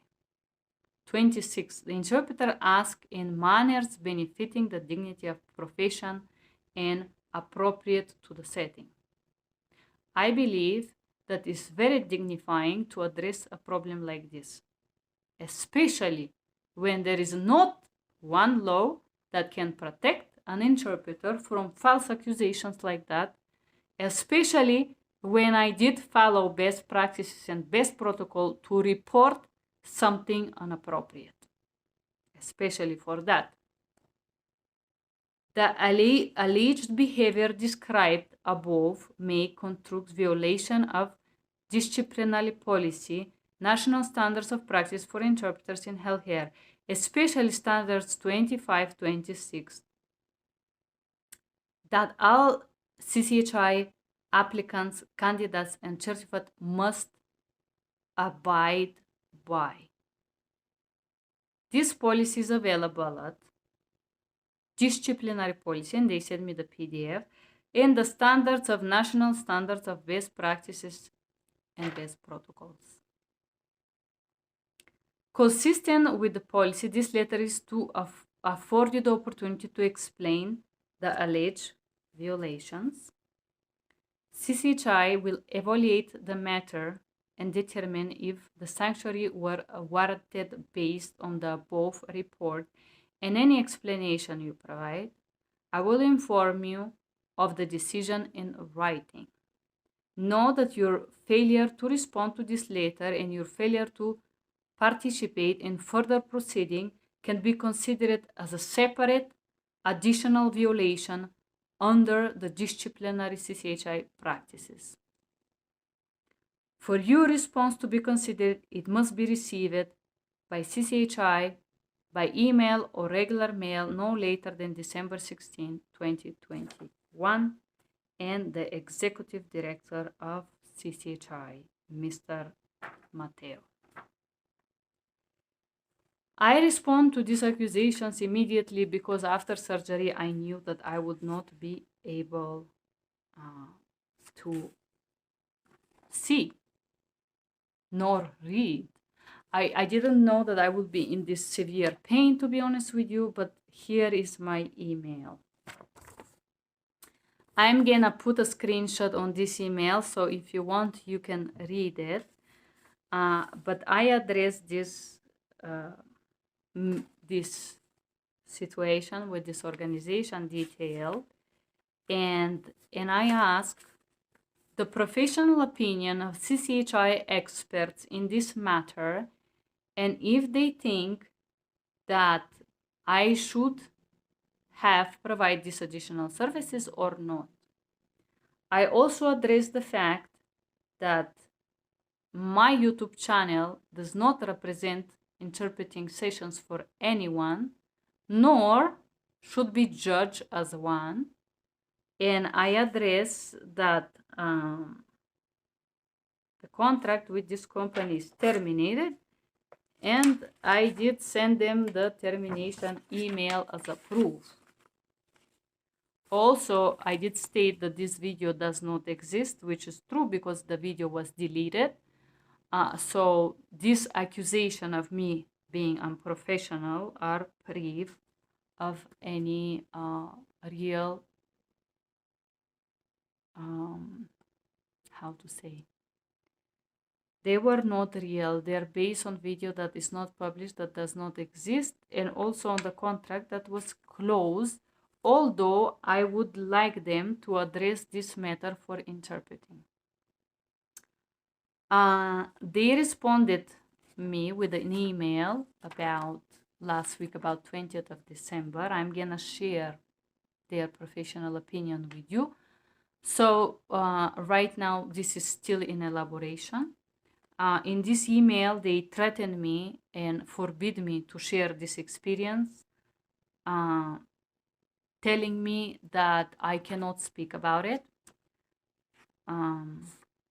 violating my human rights, Article 13. Also, they decide to punish me. They tell me that I will just let you read this email, to be honest with you. I do feel discriminated by this organization because for some reason they decided to respond to this company that accused me of these things. And then to my question, they said to me that this is private matter. To my question, if it's gonna be pertinent to the interpreting sessions, interpreting role to provide those calls, they refuse to respond this matter. And I don't understand why a company that certifies interpreter for interpretation decide to judge me on my hobby and punish me because I dare to share openly and truthfully experience that I find not correct. This is wrong. This is very wrong. And also how CCHI handled that, I find it very not professional. The reason why is because I think that CCHI should focus on judging me if they want to judge me and if they want to punish me on my professional sessions. And if I have never had any problem with this company during this 1 year of a contract, why would you decide to punish me because I made a YouTube video? Not only punish me, but ban me and accuse me of being unprofessional and forbid me to talk about it.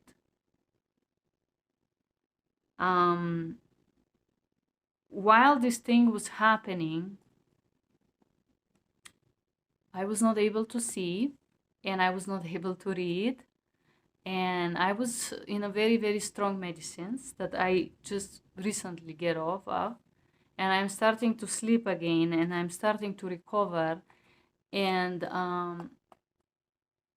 then to respond to this email, I requested CCHI to reimburse me for this certification. If they're gonna ban me and punish me for something that I haven't done because I haven't done anything wrong, it's okay, you can reimburse me and I can go and make another certification. But accusing me of things based on my YouTube channel I don't think it's a CCHI competency to decide if my channel and my name should be banned. I think this is very inappropriate. I do think that this has nothing to do with the interpreting. I don't think that interpreters should be silenced and punished when they are fighting for better reality. I don't think that I should be punished because I refuse to provide this extra service. I don't think I should be judged as not professional. I don't think that I should be persecuted like I'm some kind of a criminal because I was not contracted to do those services. So the reason that I share this, and you're gonna see all these emails in this very transparent manner, is because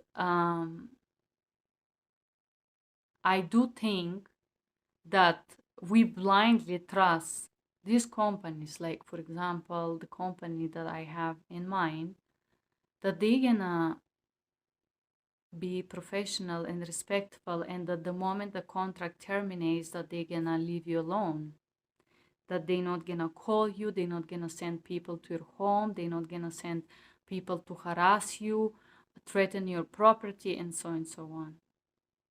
I personally heard these people threatening my car. So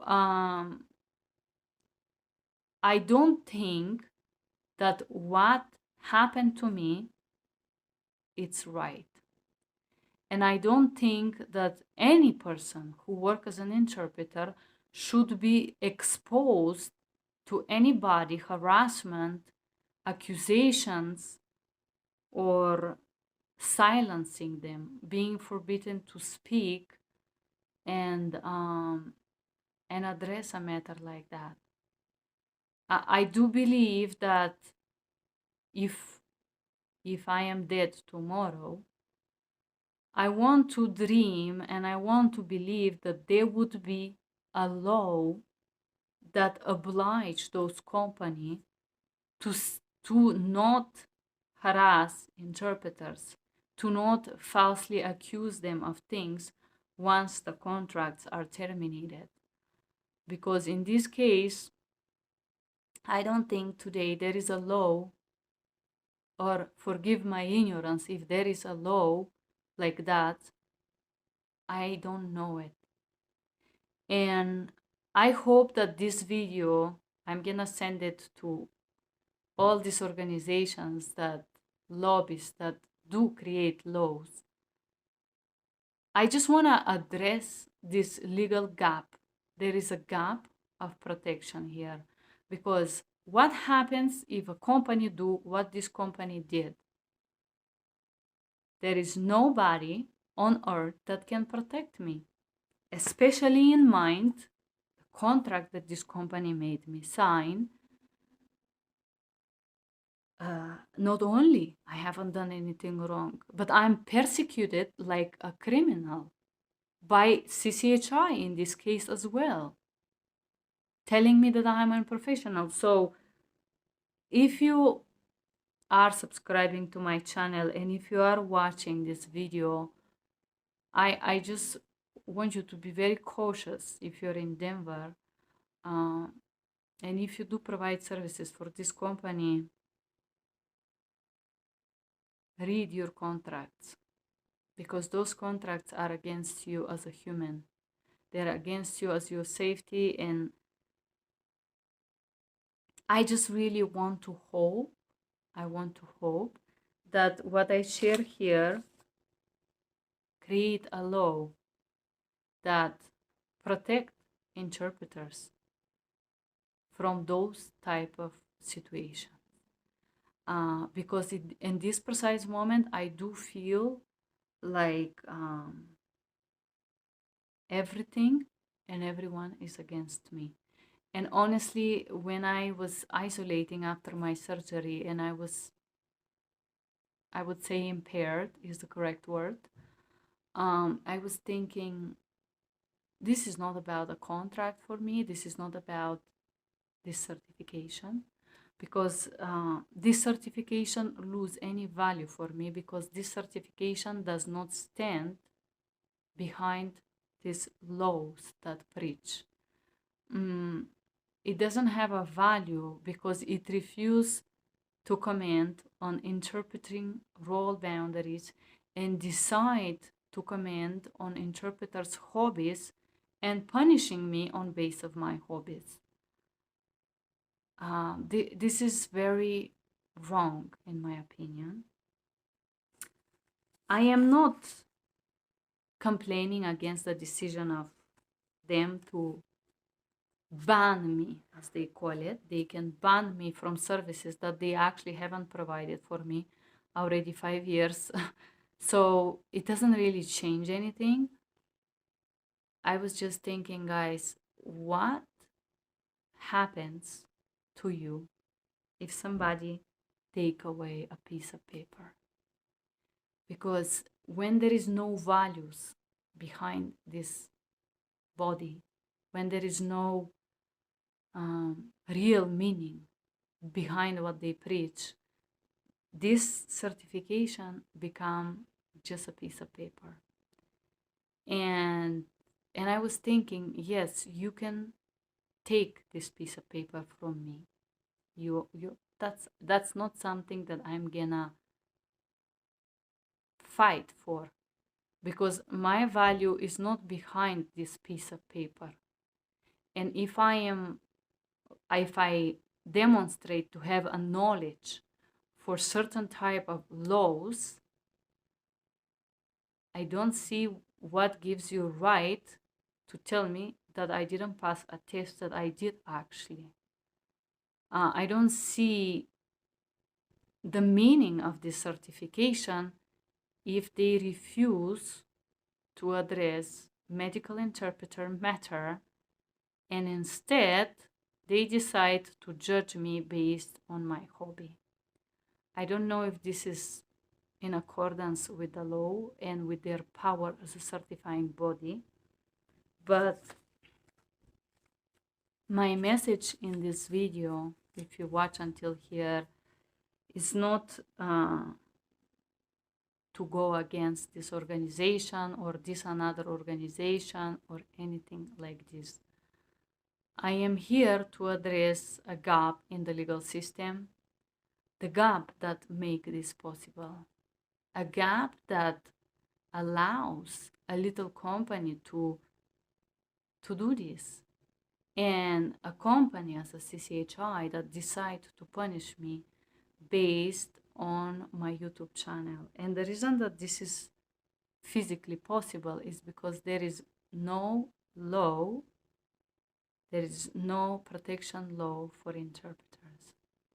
In this period, while I was unable to see, also the same organization did report my WhatsApp. And if you know how WhatsApp works, my contact from all my friends and relatives was cut. My Facebook was blocked, and I didn't have anybody to give me support during this time for me, because this company reported me also on WhatsApp.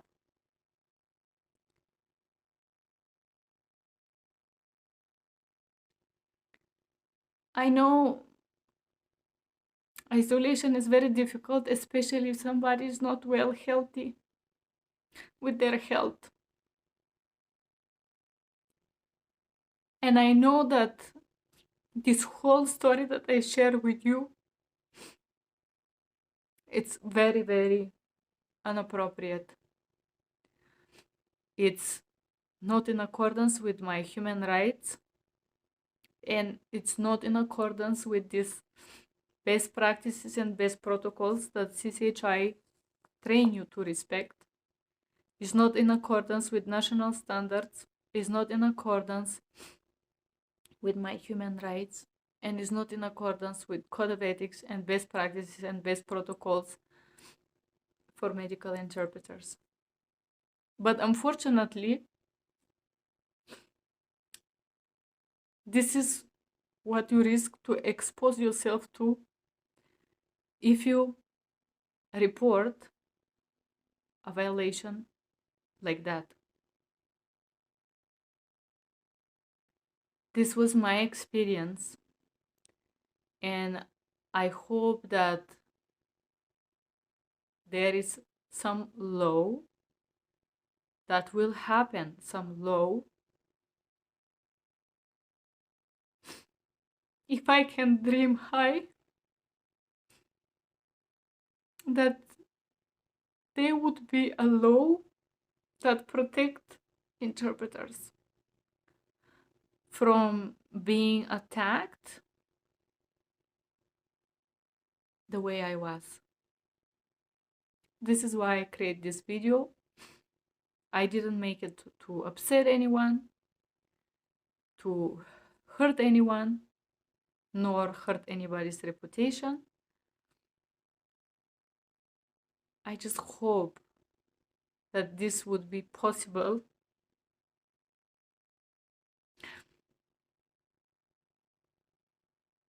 for everybody that loves working as a linguist as much as I do, for everyone that think that is pretty amazing and beautiful that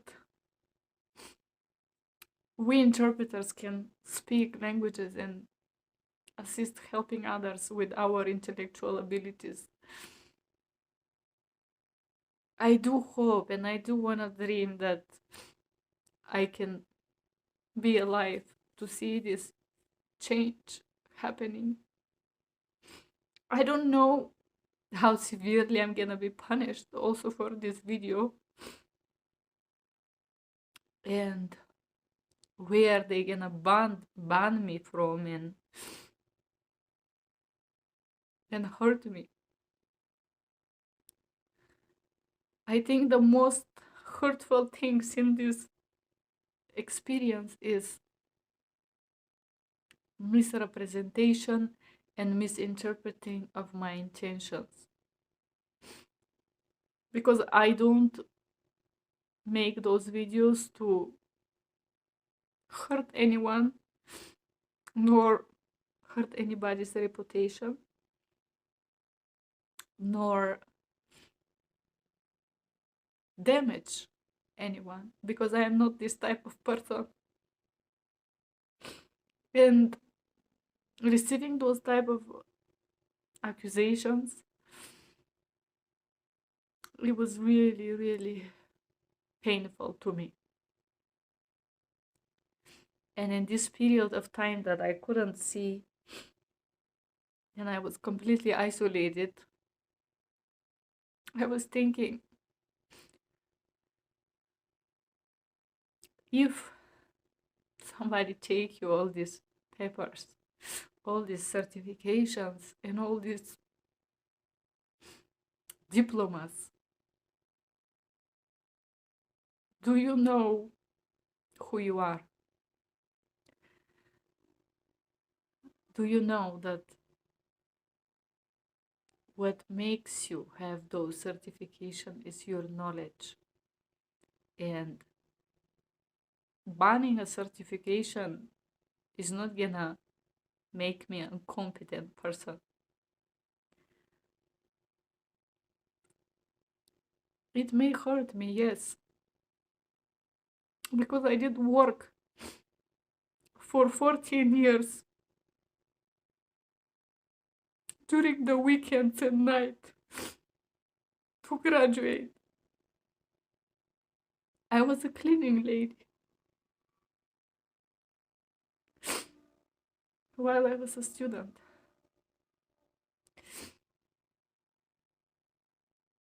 There is no words to express the amount of effort that I made on my own to achieve the knowledge that I have today. And clearly, taking this certification away from me is not gonna make me a person that has no knowledge.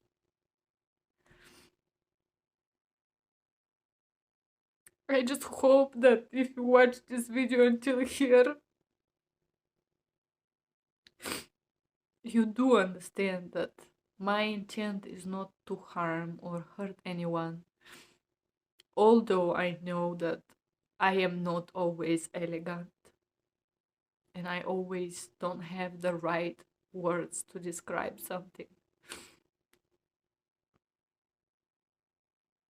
I just wanted to share this experience with you for the respect of medical interpreting profession and tell you that having a certification doesn't make you a good interpreter. Not having certification doesn't make you a bad interpreter.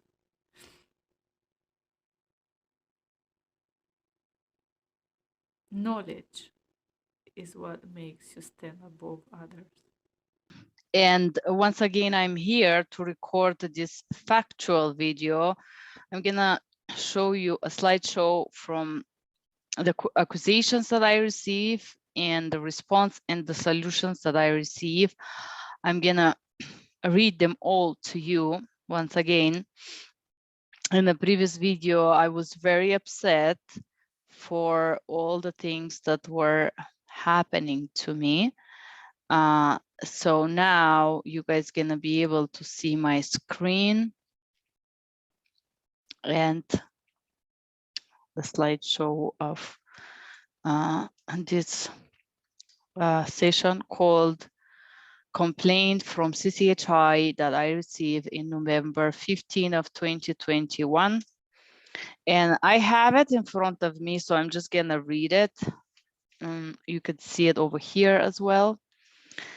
November 15, 2021. Dear Ms. Todorova, CCHI received complaint alleging unprofessional behavior for CCH certified healthcare interpreter. Specifically, the complaint refers to a post on YouTube channel. The video contains statement with derogatory and abusive language that is inconsistent with national standards of practices for interpreters in healthcare that state.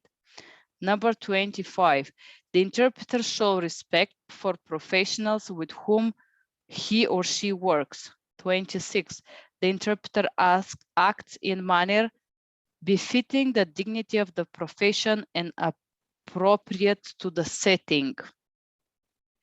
The alleged behavior described above may constitute violation of a CCHI disciplinary policy and national standard of practices for interpreters in healthcare, specifically standard 25 and 26. The CCHI applicant, candidate, and certificate must abide by the policies available at disciplinary policy and standards. Consistent with the CCH disciplinary policy, this letter is to afford you the opportunity to explain the alleged violation. CCHI will evaluate the matter and determine if any sanctions are warranted based on the above report and any explanation you provide, and I will inform you of the decision in writing. Note that failure to respond to this letter in the future in your failure to participate in further proceedings can be considered as a separate additional violation under the CCHI disciplinary policy. For your responses to be considered, must be received by CCHI either by email or regular mail at the address below no later than December 16 of 2022, and the doctor or the director Matteo. My response was not considered, was ignored, but I'm gonna read you my response here. That's why I feel discriminated by this organization. Here is my response. I have it in front of me, I'm gonna read it. I reply right away. It was right before my surgery. Dear Matteo, thank you for your email. I read the referral and really appreciate your attention. I'm grateful that you reach out to me. In fact, there is very controversial situation with this company for which I don't provide services anymore because of this controversial request towards me. I am sending you a detailed chronology of the situation, and I really hope that you can give me your professional opinion on this matter. October 2020, I signed a contract with the company for interpretation services only. I provided occasional in-person consecutive interpreting sessions for their client, which were clinics or hospitals. During the time contracted, I have never received any complaint. The contract was terminated on October 28th of 2021. Chronology. On October 19 of 2021, a clinic receptionist requested me, did you call the Russian-speaking patient yesterday to remind them for their appointments? I stated, no, ma'am, I did not because I am only the interpreter. Receptionist, well, all other interpreters called the patient a day or two before the appointment to remind them of their appointments. I did clarify that I'm contracted as an interpreter only for the time scheduled only, and I do not have right to do these calls. I contact the company, intermediate company, and ask for clarification. They did not respond to my email. After 10 days, they booked me for the same clinic, and I insisted on response to the email. They stated that they have never received my email. I resent the email on October 28th. Their representative told me that it's okay if I call from home to people that doesn't speak English, access the interpreter portal and the clinical information, take the phone numbers of the people that doesn't speak English and remind patients for their appointments using my cell phone. They encouraged me to call Russian-speaking patients of third parties and remind them for the appointments in Russian language only. See the screenshot below. And then add the minutes as it was interpreting to my invoice. I refused to do so, and I addressed that I am not allowed to provide those receptionist services because, in my opinion, number one, I do not have permission from the patient of the clinic. They have not signed waiver and permission, and would be a HIPAA violation or unauthorized access and unauthorized use of information.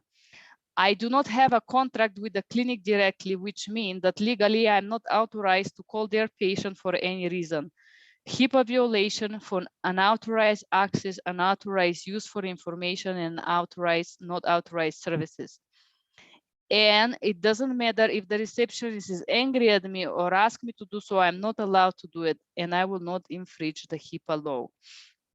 Number three, I do not have contract with this company directly that allows me to call their clients and remind for any appointment, which will result, if I do so, will result in breach of contract. If I were to call third-party patient clients, that would be violating of the contract signed on October 20th of 2020. Please do read page 3.abcdf and then section about the payment on page 5.a, where it's indicated that I'm going to be paid only for interpreting services. As a result of my refusal, they disconnect the contract on day 28th of October of 2021. They called me bully and after other offensive things. I stated that this is not intelligent to pressure me to do service that I am not contracted for. The last contact over the phone was in October 29th at time 12:08 p.m. I requested them to respond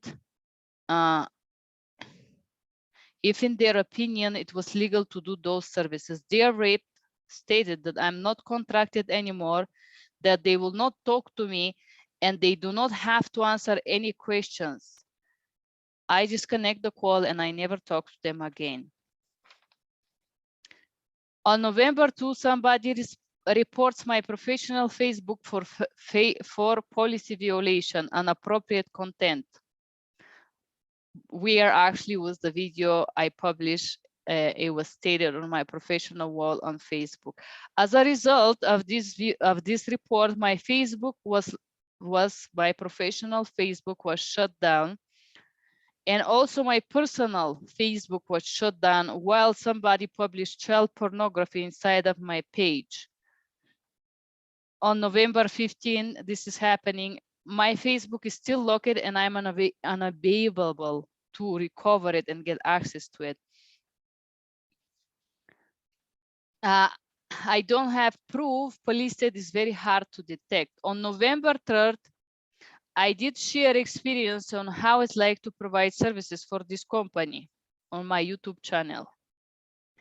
Several people from this company commented on my channel, calling me a liar, telling me that they do pay for those calls and it's completely fine to do them, and all of them do it. Several of them called me egocentric, not professional. I was accused for being a severe bully, defamation, and so on. The video was posted after my contract was terminated. The accusation of not being professional with people that I work with is not realistic because during the video, I do not provide interpretation for the company. I share my professional experience on my private platform. I do not provide interpreting services for the company itself since 28th of October 2021. I am not paid by this company during the video, so how this can be reported as violation? How this can be reported as a violation, threatening inappropriate behavior, and professionally reported as treating unprofessionally people I work with.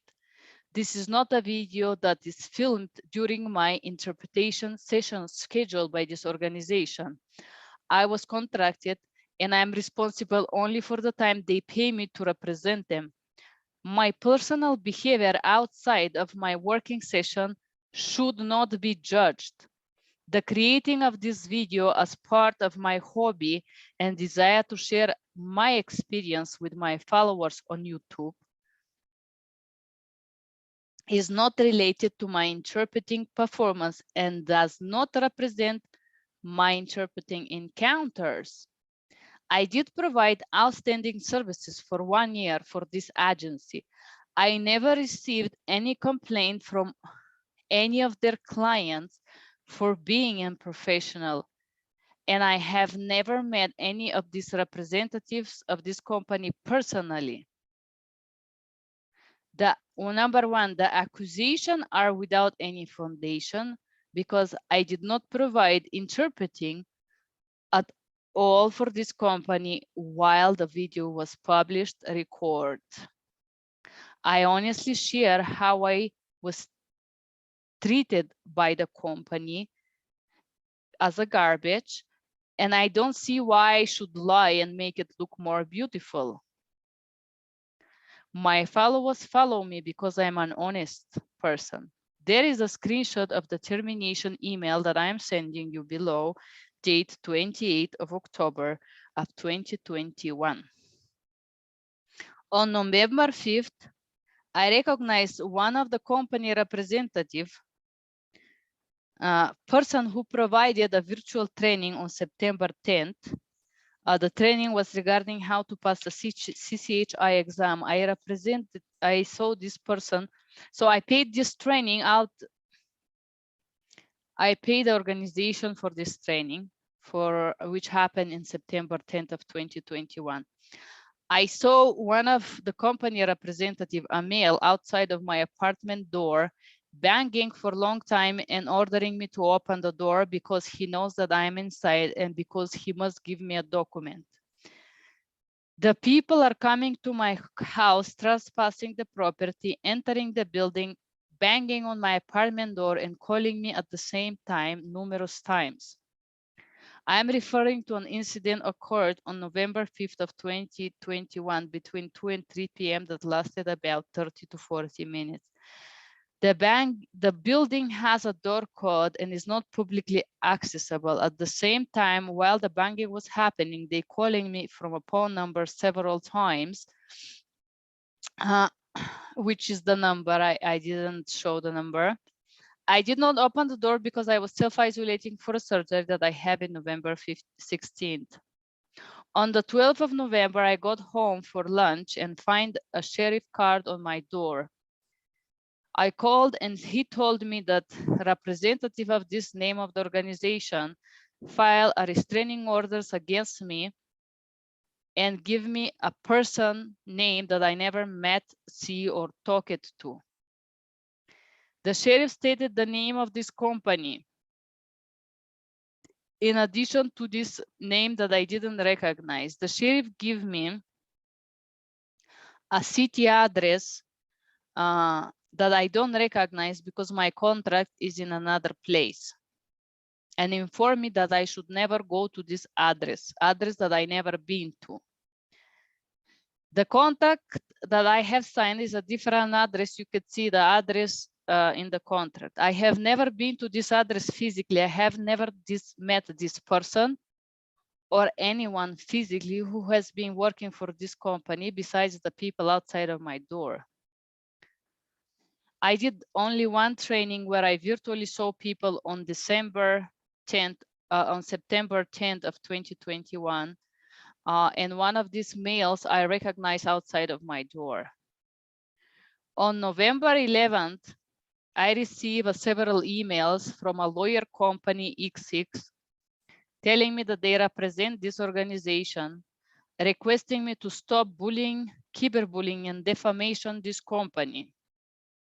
Request me to remove a video where I share my experience because in their opinion is an implication and solicitation to interpreters to break law. This person stated that I'm going to be sued for trademark infringement and pay legal damages and other fees. On November 13th, Saturday, I received packages from the same person ordering me to remove a video and a written statement. The video was removed on the 12th, and this person was informed with an email that this happened and a written statement requesting this organization and his representative to stop disturbing me. On the 15th, the sheriff called me again, and I decided I call him to serve me. I clarify that I was isolating for surgery, which he didn't believe, but I requested to stop disturbing my equity and my neighbors with banging and visiting and all these things. The sheriff informed me that if I send him a proof of my surgery, he will dismiss that. I give the sheriff my new phone number and inform him for all the necessary things. Today, I received an email about the 15th of November. I received this email. This is just how much this company has been harassing me, and I want you to see how CCH respond. I did COVID test on the 13th. I isolated until the 16th. I did the surgery on the eyes, but I am going to take oxycodone and morphine and severe health medicine for the next 2 weeks after my surgery. And I'm not gonna be, I will be mentally impaired. My life has become complete nightmare. I have to write my living will at age 37. Because of the pressure I receive from this company, but I was not sure in the beginning if it was them. I'm showing you a copy of my Facebook being locked. You can see a copy of my COVID test, surgery appointment date. I had a termination email so I can confirm that I have no business with this organization. I will be very grateful if you can clarify the matter, not only to me, but to the party that filed the complaint. If I misunderstand the main role of an interpreter or misinterpret anything related to medical interpreting professional, I would really like to know about it, addressing it in detail. Thus, covering my cell phone make the entire service authorized, and if I don't have an authorized contract, to access the patient information on third party and remind them for their appointments. Is that a new practice that is recently added to interpreting that I'm not aware of? Is that something that everyone else does expect except me? They convinced me that I'm worst interpreter on the planet, and everyone else is excellent doing this extra receptionist services, adding minutes, and I'm not doing this. Obviously, if I made a mistake, I'm willing to apologize. I'm not going to be able to see at all for the next, after my procedure tomorrow. I will appreciate if you respond to me.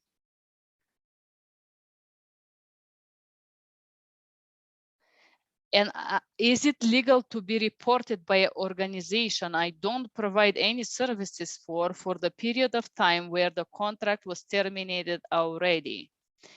Can I be reported for unprofessional behavior because I refuse to provide those extra services? I am very scared of what is happening here right now. Is it possible that I don't understand well the interpreter professional boundaries?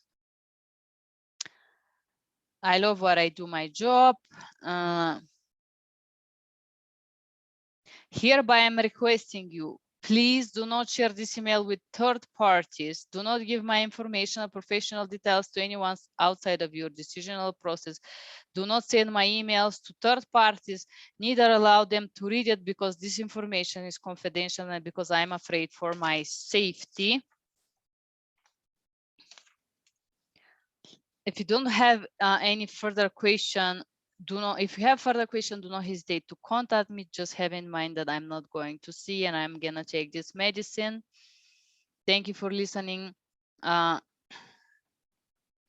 If you decide to punish me, even the video is not public, even I don't think I have done anything wrong or unprofessional, I'm going to expect your judgment without any discussion. This is how scared I was back then. If you want to withdraw my certification, there is nothing I can do, but at this point, I think I should go further in court, but I'm gonna publish this video. We see how the things move further. I feel like I am protected by any means and I'm scared. I hope none of you have to experience anything similar. And here, I'm gonna read you the response. I just want you, the reason that I put this right there is because I want you to understand how discriminatory this organization is. They ignore everything that I said, absolutely ignore. They did not respond to my question if these services are okay to be done. And I'm gonna read, I have it, the response is December. Okay, let me show it to you. You're gonna see it here. December 2022 of 2021. You guys ready? Resolution of complaint regarding unprofessional behavior. Ms. Todorova, after review of complaints submitted against your behavior unbecoming of a certified healthcare interpreter and your responses to the complaint, this tribunal committee wishes to inform you the following resolution. In your response, you state concern about the language services agency contractual agreement with you and questioning the legality of those type of the services the agency was requesting you or requiring of you. CCHI does not engage or advise on contract between interpreters and agency, nor does CCHI make judgments on legal matters you described. As such, those factors were determined to be outside preview of complaint. I feel like this statement discriminates me because my question is related to medical interpreter boundaries, is not interpreted to law, is not related to any legal personal question, is not related to negotiations, is not related to money, is related to the role of the interpreter. I am very, very, very angry. I think I should sue them. More I read this, I think I should go to court. CCHI Certified interpreters are bound by National Code of Ethics for Interpreters in Healthcare, Code of Ethics, and National Standards for Practices for Interpreters in Healthcare referred of, as established by the National Council of Interpreting in Healthcare. To evidence submitted by the complaint substantiates violation of tenets of CCH Code Ethics. Interpreters treat all parties with respect. Interpreter must at all time act in professional and ethical manners. Emphasis is ours. The evidence also submitted violations of those standards set forth by a number of professionals to uphold the public trust in the interpreting profession. Interpreters show respect for professionals whom she works with, 25, and 26, the interpreters acts in manner befitting the dignity of the profession and appropriate to the setting. Interpreters are expected to demonstrate ethical behavior at all times. This includes, but not limited to, duration of interpreting assignment. It also extends to the time interpreters are engaged in personal and professional affairs. It is no way contingent upon the status of the interpreter's employment on contract with any particular agency or healthcare institution. In the evidence submitted, the committee observed you demonstrate the following behaviors: name calling, use of pejorative language and degrading images in reference to the character of the professionals, as demeaning comments and demeaning comments about users of interpreter services. Those behaviors were published in publicly accessible area of your property YouTube channel Meet Interpretation.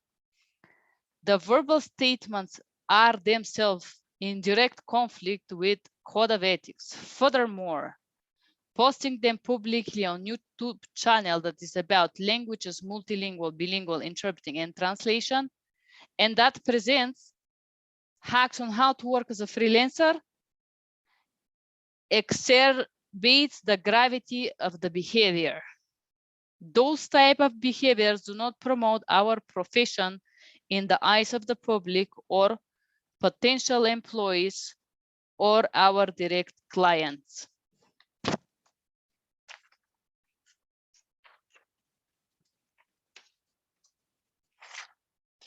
The CCHI name or brand should never be displayed or linked to this type of unprofessional behavior or any conduct that reduces its value for the thousands of certified healthcare interpreters who rely on the CCHI name for their standards of quality and professionalism.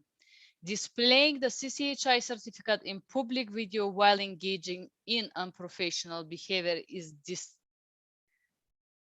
disservice to all colleagues who have invested their time and resources to obtain national certification.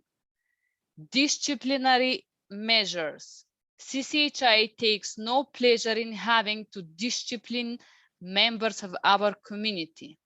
However, with near 5,000 certified interpreters and multiple of those stakeholders depending on CCHI's seal of quality and professionalism, we must act to protect their interests. I feel like this statement itself is insult to anyone intelligence. If you protect interpreters' interest, I am an interpreter, I want my interest to be protected. I made a question and my question was ignored. And instead of that, you accuse me without any proof that I did something, and you ignore all the proofs that I give to you. But let's listen there.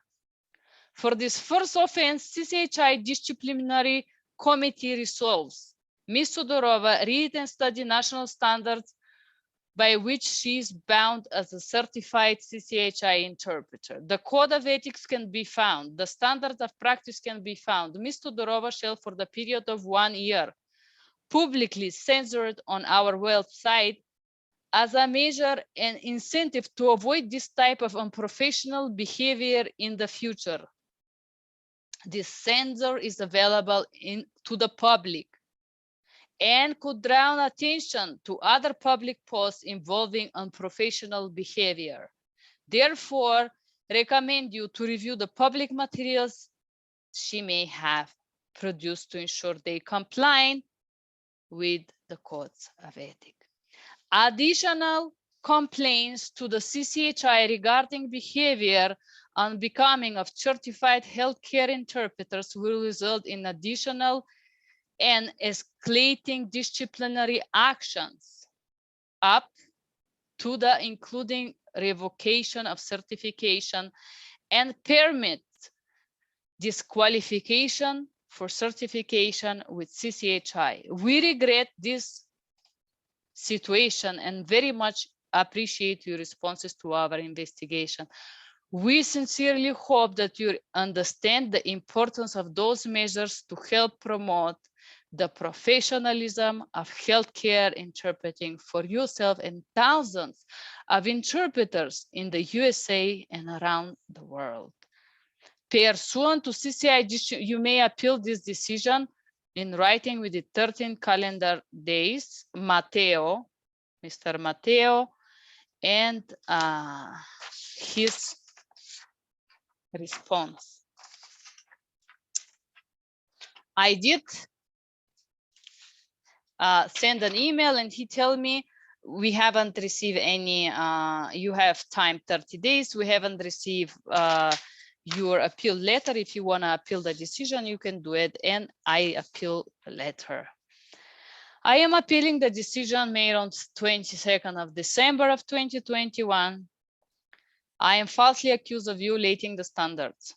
Your letter states the duration of the interpreting assignment, and it also extends to the time interpreters are engaged in professional affairs.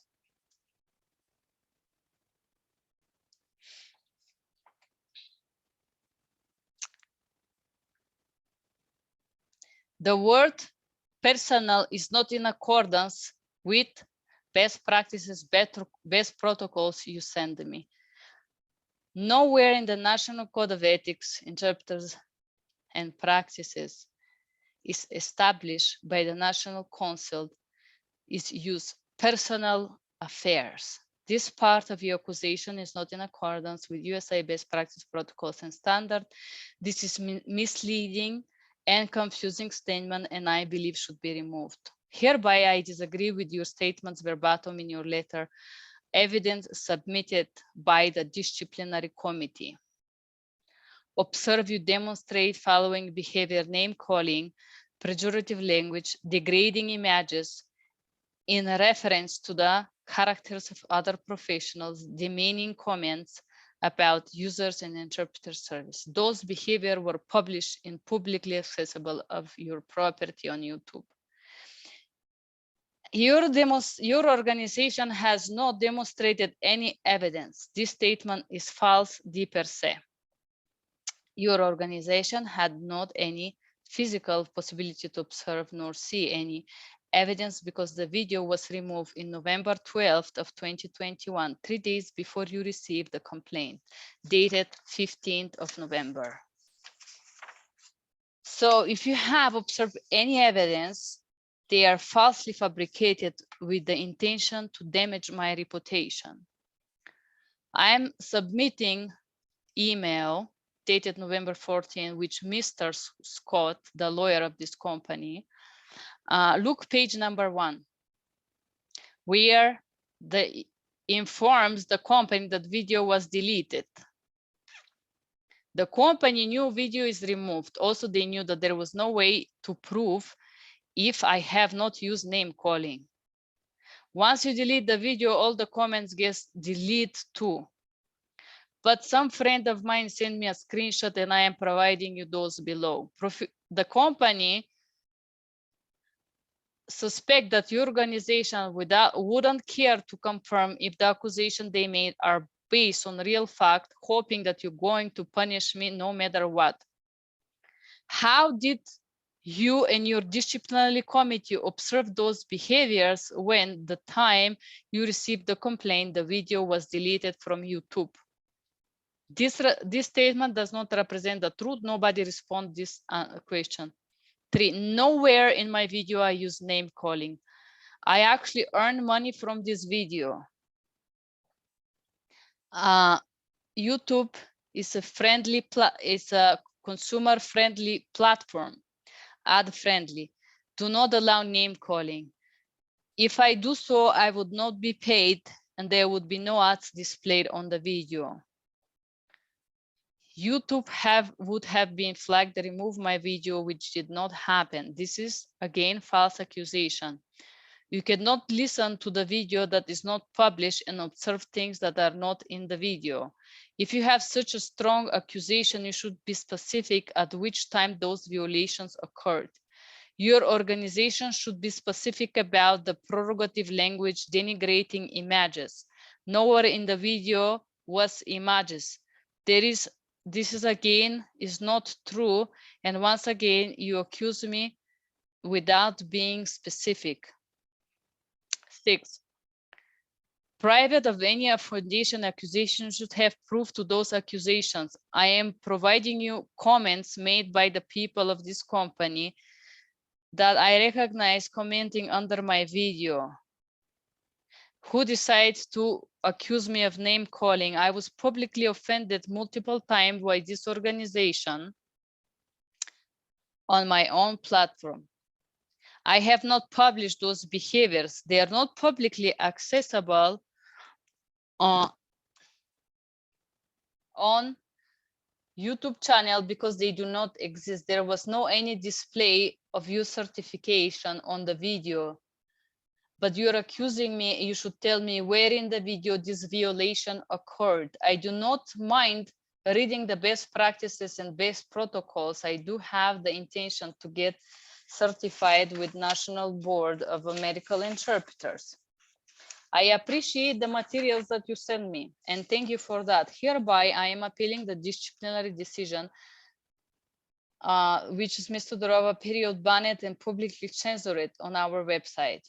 The basis of my appeal is none of those accusations are truthful. Hereby, I am attaching a letter where I informed the company the video was removed. I am attaching the screenshot of the ads running on the video, which proves that my video was ad friendly and there was no cursing inside.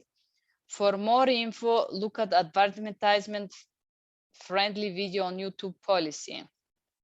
I am attaching the derogatory comments of these people. I strive to go every day as an interpreter. And yes, I'm not always elegant, but this is not representing my interpreting session. Of course, I was ignored. All of my questions was ignored. I was just contacted by this organization and they punished me without any why. I was just punished. And here is the punishment. No compliance of national standards and ethics. To your formal appeal via email of the decision referred to the committee certified, we are following in compliance with the CCHI original at the meeting on January 25, Commission discussed your appeal and determined to uphold the decision of executive committee to this matter. Therefore, the decision to impose the following action stands. Remedial education of professional standards and ethics. To place disciplinary sanction as a censored for unprofessional behavior for a period of 1 year, effective February 15 of 2022. To apply, Ms. Todorova, any additional escalating sanctions in the sense of new complaints regarding unprofessional behavior or other matters of concern as outlined in a CCHI disciplinary policy. At this point, we consider this complaint to be resolved in accordance with the applicable policies. We do not take those matters lightly, nor do we enjoy having the disciplined member of the CCHI committee. We take very seriously our duty to protect standards of quality for our nearby 5,000 certification interpreter and the stakeholders who rely on CCHI, the gold standard for healthcare interpreting profession. We talk to you for full participation during investigation resolution of this complaint. Why I was not provided? Because in every court, no innocent person have to prove their innocency. Innocent until proved guilty. I haven't been proved guilty, but I have been discriminatory punished by this organization. And I say discriminatory because I actually did file HIPAA complaint.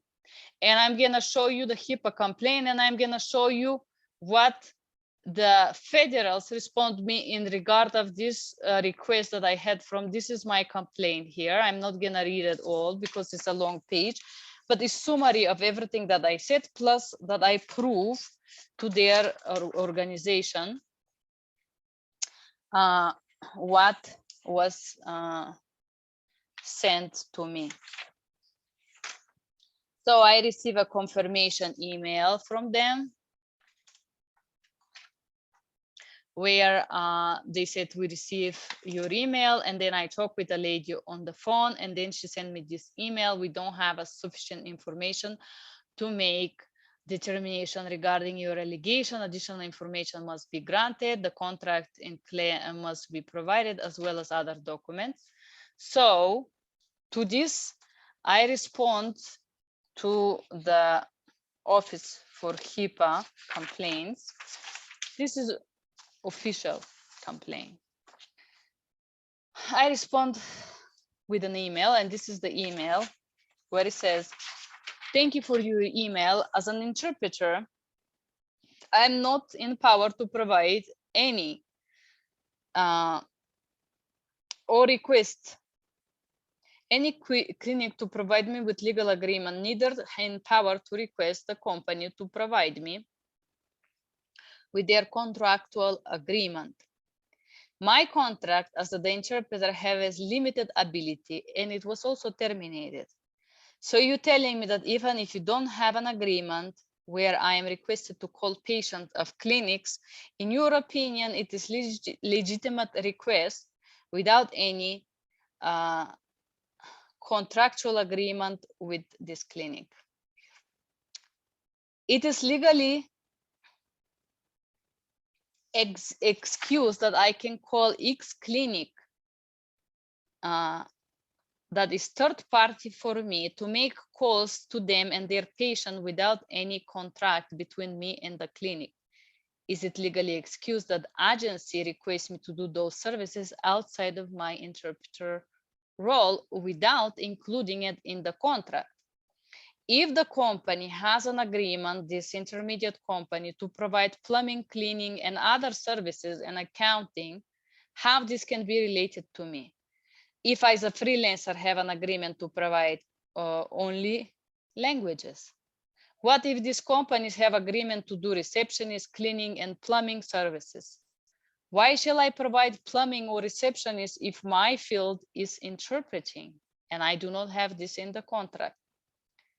Why, if they do not have any other contract with the clinic, or do has it, would be my business? Maybe they provide accounting as well, but shall I be requested to provide accounting outside of my contract?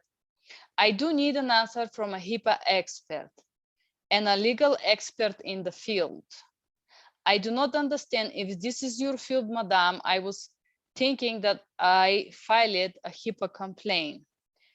If your expertise is not related to HIPAA law and violation, I am confused and I don't know how this complaint came to you. Can you please refer me to the right department or expertise to have a clear answer? I do need a clear response to understand my role boundary as an interpreter. And now, if If such a request to provide receptionist services is legally excused toward me as a language provider in the future. Am I allowed to call patient of clinics without having agreement to do this job? I will wait for your reply. If you do not have any clear responses and this is not your field, I think I will go and I think I should do this to a newspaper and give an interview and ask for expertise opinion. I was really hoping that you as HIPAA expert would be well informed and have more accurate information. I hope you can address my question. Obviously, if you can't, I have to look for a response in a higher organization or somewhere else where exactly I'm not sure yet. I hope your expertise can help me to get clear idea about that. Thank you. And this is the solution of the complaint Department of Health and Human Services. On the January 2, we received the subject complaint in where is alleged that the company may not be in compliance with provision of federal standard policy and parts 1, 2, 3 of the law. Specifically, complaint alleged using a electronic information of a patient protected health to contact patient in their preferred language to remind them of upcoming appointment for which she was contracted to do interpretation. Complaint said that her personal phone is not secure, but she was urged to use it for those calls. She further alleged that it was inappropriate for her to contact patient if she was not interpreting in accordance with her contract as an independent contractor. This allegation indicates potential privacy and security rules violations. The privacy rule restricts users and disclosures of PH by business associate to only those who are required or permitted by its business associate contract or other lawful agreement. The business associate may not use or disclose in a manner that will violate the privacy rule requirement if done by the covered entity. Additionally, covered entities and business associates must implement technical security measures to guard against unauthorized access to electronic personal healthcare information that is being transmitted over the electronic communication network. In this matter, complaint to contact beyond her approved use information when interpreting. The business associate contract interpreter and the covered entity should specify the permitted use and duty to safeguard. And the business associate contract is subcontractors govern the use of safeguarded and covered entity information. Pursuant to its authority under has determined to resolve the matter through the provision of technical assistance to the end that occur refers to following information regarding business associates, responsibility and agreements.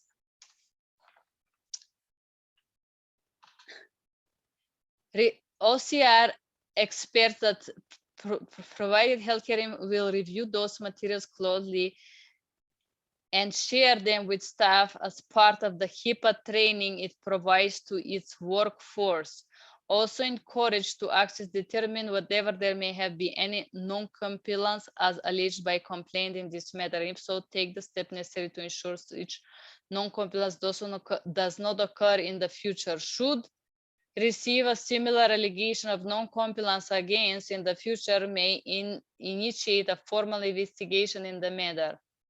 In addition, make that after a period of 6 months has passed, may initiate a conduct of compliance review related to its compliance with the privacy security rule provisions related to reasonable safeguards and transmission security. Based on the following, the subject case without further action effective to days of this letter determination as stated at this letter applies only to the allegation in the complaint reviewed. So what this letter means legally, what this letter means, this letter means that if you are contracted as an interpreter, as I was, and they request you to call patients of the clinic, this is not in accordance of the law. Read this part too. It must be covered and safeguarded by contract or other lawful agreement, which means that I was discriminated and punished by CCHI because I refused to violate the law, basically. I don't know what exactly, I know what exactly, I can speak right now because at this moment, it doesn't really matter if CCHI decides to ban my certification or put something nasty on their website for me, because at this point, it doesn't really matter to me. I just feel like because they receive a complaint from a lawyer, they didn't care to listen to me because I am discriminated. My questions were ignored. None of my questions related to interpreting was addressed. Although this company, CCHI, talk about these practices, protocols, and abiding these rules, I don't understand why organization as a CCHI refuse to respond if, as an interpreter, you're allowed to do things outside of your contract. It's a very strange to me, these responses that I received. It's a very strange to me that this was called a personal matter. And it's very strange why I was discriminated in this matter, why nobody, not for me because I'm special, but why nobody of this organization, Commission of Healthcare Interpreters Specialists, committee directors, did not respond if that's in accordance with best practices.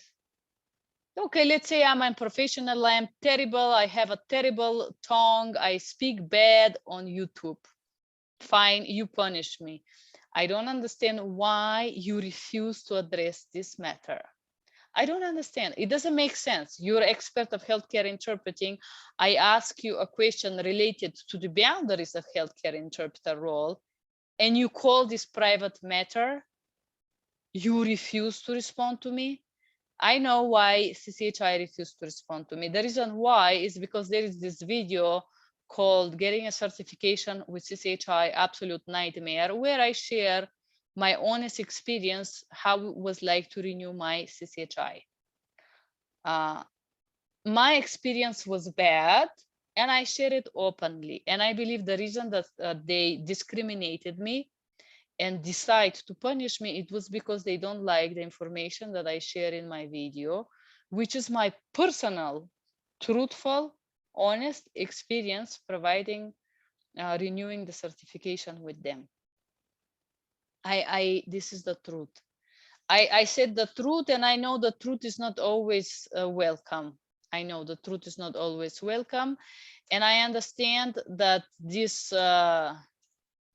information here would probably bring further discrimination from CCHI toward me. I am supposing that they are going to ban me, as you want to call it, from their website, which it doesn't matter at this point. I just want to show you what happened, guys, if somebody requests you to do something without a contract. And if you, like me, naively, because I did naively believe that that was some kind of a misunderstanding, report the problem to the organization, which was problem that I understand it bring me all these troubles. So if somebody of you notice something like that, I will give you two advices. Record on audio. After it happened the first time, don't say it to no one, just record it. Record it each time they request you to do this. written down on emails is the best thing you can do. And third, go directly to the, I will show you organization. It's called, this is for the Colorado, but you can go online and look for your state. But go to the U.S. Department of Health and Human Services Office for Civil Rights and complain there right away. If anyone asks you to do something out of your contract, you can complain there. And number two, you can complain in the Department of Work. This is my advice. This is my story. I share it. Very, very sad. The reason why you see this is because I really want you to see what really CCHI stand for. I want to be transparent. I don't want to be accused again of being a liar, of making things out, of this and this and this and that. This is why I share this. This is why you see all these letters. Instead of me just talking about it, you just saw all of it. So the part of the punishment basically kind of tried to forbid me to talk about this, which I did right now, which you guys would see, and which eventually would bring CCHI to ban me. I am aware of this. They would probably take my certification off. I do feel discriminated by them, and as you see the communication, you understand why. I didn't see one. I should be proven guilty before punished. I don't think I should be punished on video that was deleted. I don't think I have done anything wrong, to be honest with you. And this is why you see all this communication. I just want you to see what is behind the curtains, because you see me talking about interpreting, you see me sharing things, and this is behind the curtains. This, In the end of the day, what I'm trying to say with this huge Odyssea is, if you don't know the boundaries of your interpreter role, and if you violate those rules one time, and if some patient gets in trouble and want to sue the company for misuse, you also gonna have troubles. So I'm happy this story is over. I like this video to be seen maybe by California organizations that are alleged with creating laws protecting interpreters, or laws that protect interpreters' information and misuse of information after termination of a contract, overstep of a boundary, pushing of a contract boundaries and all that. There should be a law that protect interpreters and translators in these kind of situations. This thing was possible, and it happened to me only because there is no law. There is no law to punish this organization for disclosing my information to some people, some dudes that show up at my house threatening me to open the door or I will be in trouble. There is no law that protects this organization for trying to harass me after I terminate the contract, accusing me of being non-professional, accusing me of being cyberbullying them and all that things that you see. This was possible because there is no law. There's no law to protect not only me, but none of you guys. So I hope that one day, if I'm dead, if these people see this video and they send somebody to shoot me tomorrow, is this possible? By the way they react on all that matter, seems like they wanted to clearly threaten my life. If this happened, I want a trace, like a meaning of this whole video that I create, this whole documents that I share with you. I want to I really want to see or believe that I am alive to see a law that protect information to be misused, uh, that protect interpreters to be attacked by bigger organizations with more financial power like that, falsely accusing them of bad behavior or unprofessional behavior in this manner, and trying to silence them and trying to forbid them to talk for real problems in these situations, real problems in this world, in this reality. I should not be threatened to be punished if I talk about something like that. I should be let free to express myself. So company as CCHI should not forbid me to share this experience and talk about it, and tell me that if I do talk about it, they will punish me further and read that as professional misconduct. I really hope that some of those boards and legal organizations can see this video, and if I end up dead by this organization representatives or something like that, they may make these laws. I don't think I have to be dead for these laws to actually be made, because it's necessarily 21st century, and this profession, there is not one single law that protect interpreters and translators, that protect my information, that give me guarantee of pay. There is no law that allows me to request my call reports if I suspect that the organization is hiding, or if I even can prove because I write down each of my calls. There is no call that give me a right to request a payment for a completed translation project. And I honestly want to believe, I want to be a dreamer, and I want to believe that USA is the first country, would be the first country that creates those laws. I just want to dream high, and I want you to dream high with me. And I want you to know this is why I share this experience. This is why I sit and cry on camera. This is why I patch and I put so many hours to create this video, because I want to believe that this is possible. I want to dream. American dream, person dream, human dream, professional dream. I just want this to happen one day. I want to see this happen, and thank you guys for being here. If you do like this video, you can press like, share, subscribe, and write your dreams about this profession below this video. I appreciate you being here. Have a great day. Bye-bye.